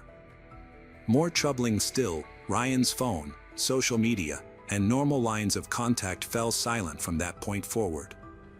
No message, no call. No digital trace that publicly changed the story. That is what makes the case so unsettling. Ryan did not vanish on a highway, in a wilderness expedition, or during a long solo trip. He disappeared in a space between a front door and a familiar walk home. Years later, renewed reporting has shown that investigators still have no public answer, and the RCMP has not ruled out foul play, even though no suspicious evidence has been publicly disclosed. The case remains suspended between simple possibilities and a far darker unknown. Before the disappearance became a headline, before search grids and unanswered questions, Ryan Stucka was simply a young man building a season of his life. He grew up in Beaumont, Alberta, a quiet community where routine and familiarity shaped the rhythm of daily life. Friends and family described him as easygoing, social, and grounded. He wasn't someone who drifted aimlessly. He made plans. He followed through. There was a steadiness to him that made what happened later so difficult to reconcile. According to those close to him, Ryan had no history of disappearing, no pattern of withdrawing without explanation. When he left home, he stayed in touch. That consistency would later become one of the first warning signs. In December 2017, just 2 months before he vanished, Ryan made a decision that many people his age make. He left Alberta and moved to Sun Peaks, British Columbia, with a close friend. The goal was simple: work the winter season, experience something new, and step briefly outside the structure of home. Sun Peaks offered exactly that: long days on the mountain, nights with friends, and a tight-knit community built around shared routines. He found work quickly and adapted without difficulty. Co-workers and roommates later described him as reliable. He showed up for his shifts. He kept a normal schedule. There were no known conflicts, no signs of distress that stood out in hindsight. If anything, his life in Sun Peaks followed a pattern that was predictable and stable. His friendships formed quickly, as they often do in seasonal towns. Shared housing, shared work, shared nights out. The environment was transient, but the connections felt immediate. Ryan fit into that world without friction. He attended social events, spent time with friends, and moved through the village with a familiarity that came from routine rather than time. There were no indications of risk. No evidence that he felt unsafe. No reports of arguments, threats, or unusual encounters in the days leading up to February 17, 2018. From every visible angle, Ryan's life was unfolding normally. That normality is what investigators would later return to again and again, because when someone disappears, the answer often hides in what changed. And in Ryan's case, nothing obvious had happened. A young man, far from home but not lost. Surrounded by people. Living a life that made sense. Which is why, when he stepped out into the cold that night and failed to return, the absence felt immediate and deeply wrong. Morning arrived quietly in sun peaks, the kind of still winter morning that reveals nothing at first glance. Snow muted the village. The night before seemed to dissolve into routine. But inside one shared home, something was already out of place. Ryan Stuka had not come back. At first, it did not register as an emergency. In a resort town, late nights were common. People stayed at friends' places. Phones died. Plans shifted without notice. But as the hours passed, that assumption began to fracture. Ryan had work scheduled that day. He was known to show up. Reliable. Consistent. That was part of who he was. He didn't arrive. Roommates tried to reach him. Calls went unanswered. Messages received no reply. His phone, normally an active line of connection, had gone silent. According to information later shared by the family, there was no further activity on his device after the early morning hours. No indication of movement. No sign of communication. Just an abrupt stop. By midday, concern had hardened into something more serious. A missing person report was filed with the RCMP. The timeline they provided was tight, almost unnervingly so. Ryan had last been seen around 2:10 a.m., leaving a house on Burfield Drive. His home was only a short walk away. A matter of minutes. A route he knew. A route he had likely taken before. Somewhere within that small window, something had gone wrong. Investigators began with the immediate circle. Friends at the party were questioned. Roommates were asked to reconstruct the night. Who saw him last? What was his condition? Had he seemed upset, intoxicated, or distracted? The answers pointed in one direction, nothing unusual. No argument. No visible distress. No reason to believe he would not simply walk home and go to sleep. Police then turned to the geography of the disappearance. The distance between the party and Ryan's residence was minimal, but the area included open spaces, snowbanks, and partially developed lots. In winter conditions, even a short walk could become disorienting if something disrupted the path. But there was a deeper concern emerging beneath the surface of those early questions. There were no witnesses who saw Ryan after he stepped outside. No confirmed sighting on the road. No one could say they watched him reach the next point in his journey. The moment he left that house, the trail did not just weaken, it vanished. As daylight faded into another cold evening, the situation shifted from uncertainty to urgency. A young man had disappeared within a confined space, in a controlled environment, in a time frame that should have left answers behind. Instead, it left nothing. And as the first full day closed without contact, investigators were forced to confront a question that would define everything that followed. How does someone disappear so completely, so quickly, in a place that small? By the second day, the tone of the investigation had shifted. What began as a concern had become a coordinated search. The Sun Peaks area, usually known for its hustle and bustle, ski lifts, tourists, everything, became more tense and concentrated. RCMP officers began organizing ground efforts, working alongside Kamloops search and rescue. The assumption, at least in the early phase, followed a familiar and urgent line: Ryan may have become disoriented in the cold. Time mattered.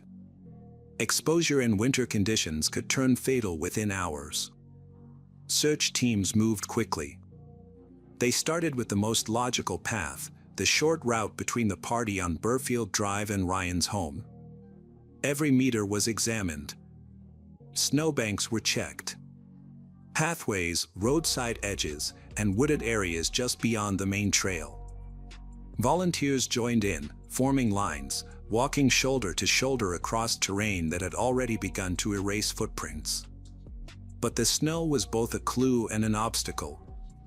Fresh snowfall in the hours after Ryan's disappearance had blanketed the ground, softening any impressions that might have been left behind. If he had stumbled, fallen, or veered off course, the evidence was already fading. The window for reading the landscape had nearly closed before the search even began. Still, they expanded outward. Canine units were deployed, trained to pick up scent and follow it across a distance. Drones equipped with infrared technology scanned from above, searching for heat signatures beneath snow or brush. Helicopters swept over the surrounding area, mapping terrain that could not be easily reached on foot. Snowmobiles carried teams deeper into less accessible sections of the mountain. Each method added coverage. Each pass added hope. But nothing held. No clothing. No footprints that led away from the expected path. No disturbance in the snow that suggested a fall or struggle. The dogs did not produce a definitive trail. The infrared scans revealed no body heat, no hidden form beneath the white surface. It was as if Ryan had stepped out of the house and dissolved into the landscape. Days turned into extended search efforts. The grid widened. Areas were revisited, cross-checked, and searched again under different conditions. Volunteers came in numbers, responding to the urgency of a young man missing in their community. His face began to circulate, on posters, in conversations, in quiet exchanges between people who had never met him but now felt connected to the outcome. And yet, despite the scale of the operation, the result remained unchanged. There was no trace. This absence began to challenge the initial assumption. In cases of exposure, something is usually found, a body, an item, a sign of movement that tells a story of final moments. Here, there was only silence. A search grid lay carefully across a landscape that refused to answer. As the organized efforts continued, investigators were forced to consider a more unsettling possibility. What if Ryan had not remained within the search area at all? As the search efforts expanded without result, the investigation entered a quieter, more complex phase. The urgency of rescue gave way to analysis. Without physical evidence, the case began to rely on possibility, carefully constructed, repeatedly tested, and often left unresolved. The first and most immediate theory was exposure. It was winter in Sun Peaks. Temperatures dropped well below freezing during the night. If Ryan had become disoriented, slipped into a snowbank, or wandered off the main path, hypothermia could have set in quickly. In similar cases, victims are often found within a relatively close radius of where they were last seen. That expectation shaped the early search grids. But the absence of evidence began to erode that theory. Despite extensive sweeps using trained personnel, canine units, and aerial support, no trace consistent with exposure was located. No clothing, no disturbance in the terrain, no remains. Investigators did not publicly confirm any findings that supported a fatal accident in the immediate area. The landscape had been searched too thoroughly to ignore that silence. A second possibility emerged. Perhaps Ryan had taken a different path. A shortcut. A detour. In unfamiliar or poorly lit terrain, even a small deviation could lead to larger consequences. There were construction zones, wooded areas, and undeveloped lots in the vicinity. It was possible, according to some interpretations of the investigation, that he entered an area that had not yet been fully mapped in the earliest hours.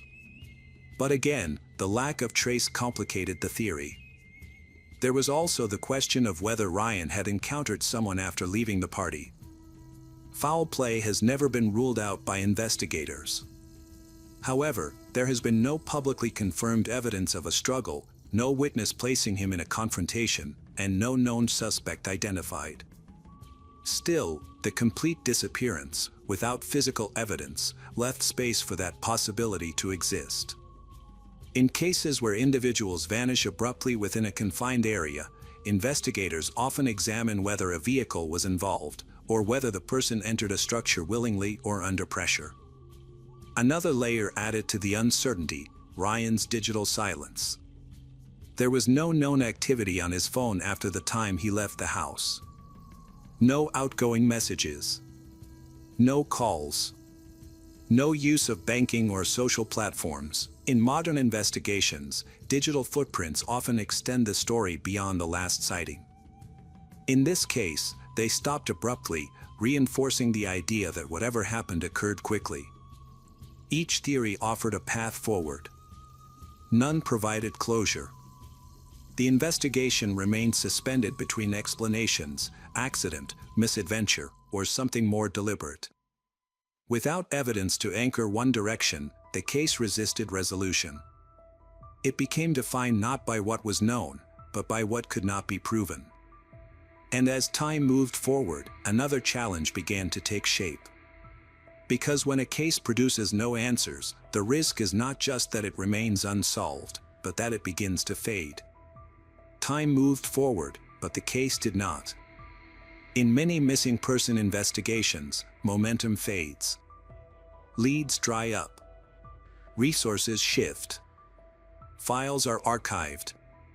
But Ryan Stucka's disappearance resisted that pattern. It remained active, not because of new evidence, but because of the absence of it. The unanswered questions were too stark, the timeline too narrow, the disappearance too complete to be set aside. The RCMP continued to treat the case as ongoing. Investigators revisited witness statements, re-examined the known timeline, and remained in contact with the family. Nothing publicly indicated a definitive shift in direction. No suspect was named.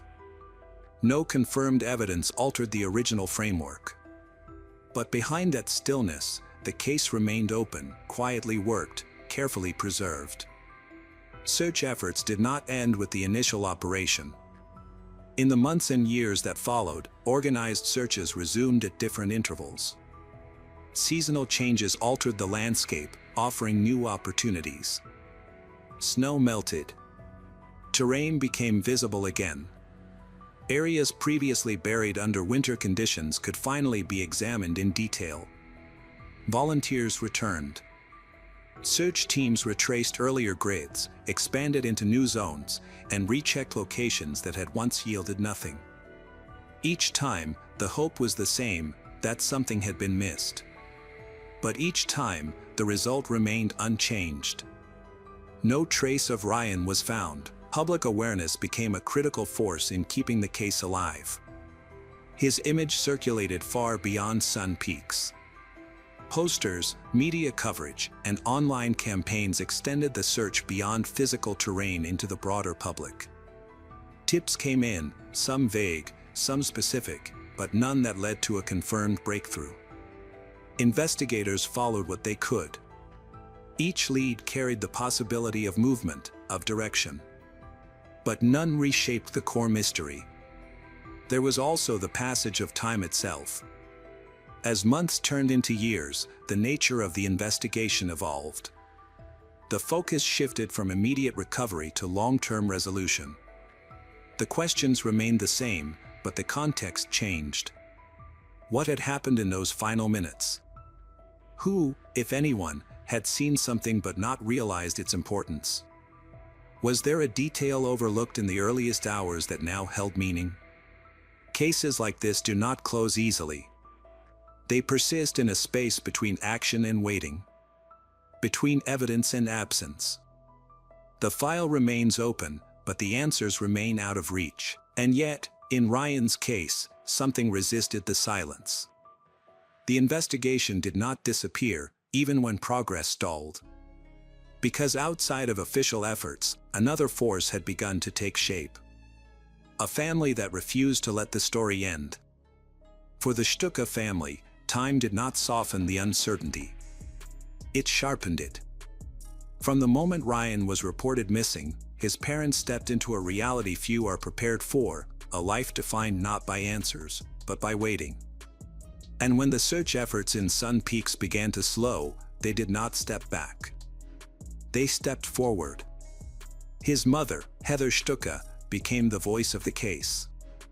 She spoke to the media, organized awareness campaigns, and worked closely with investigators, not as an observer, but as an active participant in the search for her son.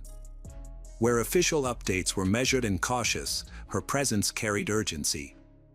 She understood something instinctively: cases like Ryan's could not rely on time alone. They required visibility, pressure, memory. The family returned to Sun Peaks again and again. They walked the same paths Ryan might have taken. They stood in the same areas that had already been searched, trying to see what others might have missed. Not because they believed the answer was obvious, but because doing nothing was not an option. Each visit was both an act of hope and an act of endurance. They built a network. Through social media, community outreach, and public appeals, Ryan's story spread beyond British Columbia. His face became recognizable. His name stayed present. The family worked to ensure that even years later, someone might remember something, a small detail, a passing moment, a piece of information that once seemed insignificant. A reward was offered. An amount that later reached $25,000, intended not as an incentive alone, but as a signal. This case was not closed. This family was still searching. Someone, somewhere, might know something that had not yet been shared. And there was another layer to their effort. They did not accuse. They did not speculate publicly without care. Their message remained focused: if anyone had information, no matter how small, come forward. That restraint carried weight. It preserved the integrity of the case while keeping the door open for truth. Years passed, but the family did not withdraw. They adapted. They persisted. They carried Ryan's story into spaces where official investigations could not always reach. And in doing so, they changed the nature of the case itself. It was no longer just a missing person file. It became a shared responsibility between investigators, the community, and those who refused to forget. Because in disappearances like this, silence can become permanent, unless someone continues to break it. And still, despite everything, one question remained untouched. What really happened in those final minutes? There is no final scene in this case. No courtroom. No confession. No definitive moment where the truth is laid bare and understood. Instead, there is a space, unresolved, unanswered, that has stretched across years. And within that space, Ryan Stuka remains exactly where he was last seen, stepping out into the cold, into the dark, into a silence that has never been broken. For his family, the absence is not abstract. It is daily. There is no certainty to hold on to. No confirmation of life, but also no confirmation of death. This is the condition of ambiguous loss, a state where grief cannot fully settle because the story has no ending. They continue to live between two realities, one where Ryan is gone and one where he could still be found. That tension does not fade. It lingers. In Beaumont, in Sun Peaks, in every place where Ryan once existed as a presence rather than a question, the impact remains. Friends have grown older. Lives have moved forward. But his name still surfaces, often quietly, in conversations that begin the same way: do you remember? The case has become part of the memory of those communities, not because it was solved, but because it wasn't. There are lessons in that silence, about how quickly ordinary moments can fracture. About how even the smallest gap in a timeline, a few minutes, a short walk, can hold an entire mystery. And about the limits of investigation, even with modern tools, when evidence leaves nothing behind. But there is also something else. Persistence. Ryan's case did not disappear because the people connected to him refused to let it. His family continues to ask questions. Investigators continue to keep the file open. The public, in small but meaningful ways, continues to remember. And that collective refusal to accept disappearance as an ending has kept the possibility of truth alive. Somewhere, there may still be an answer. A detail unnoticed.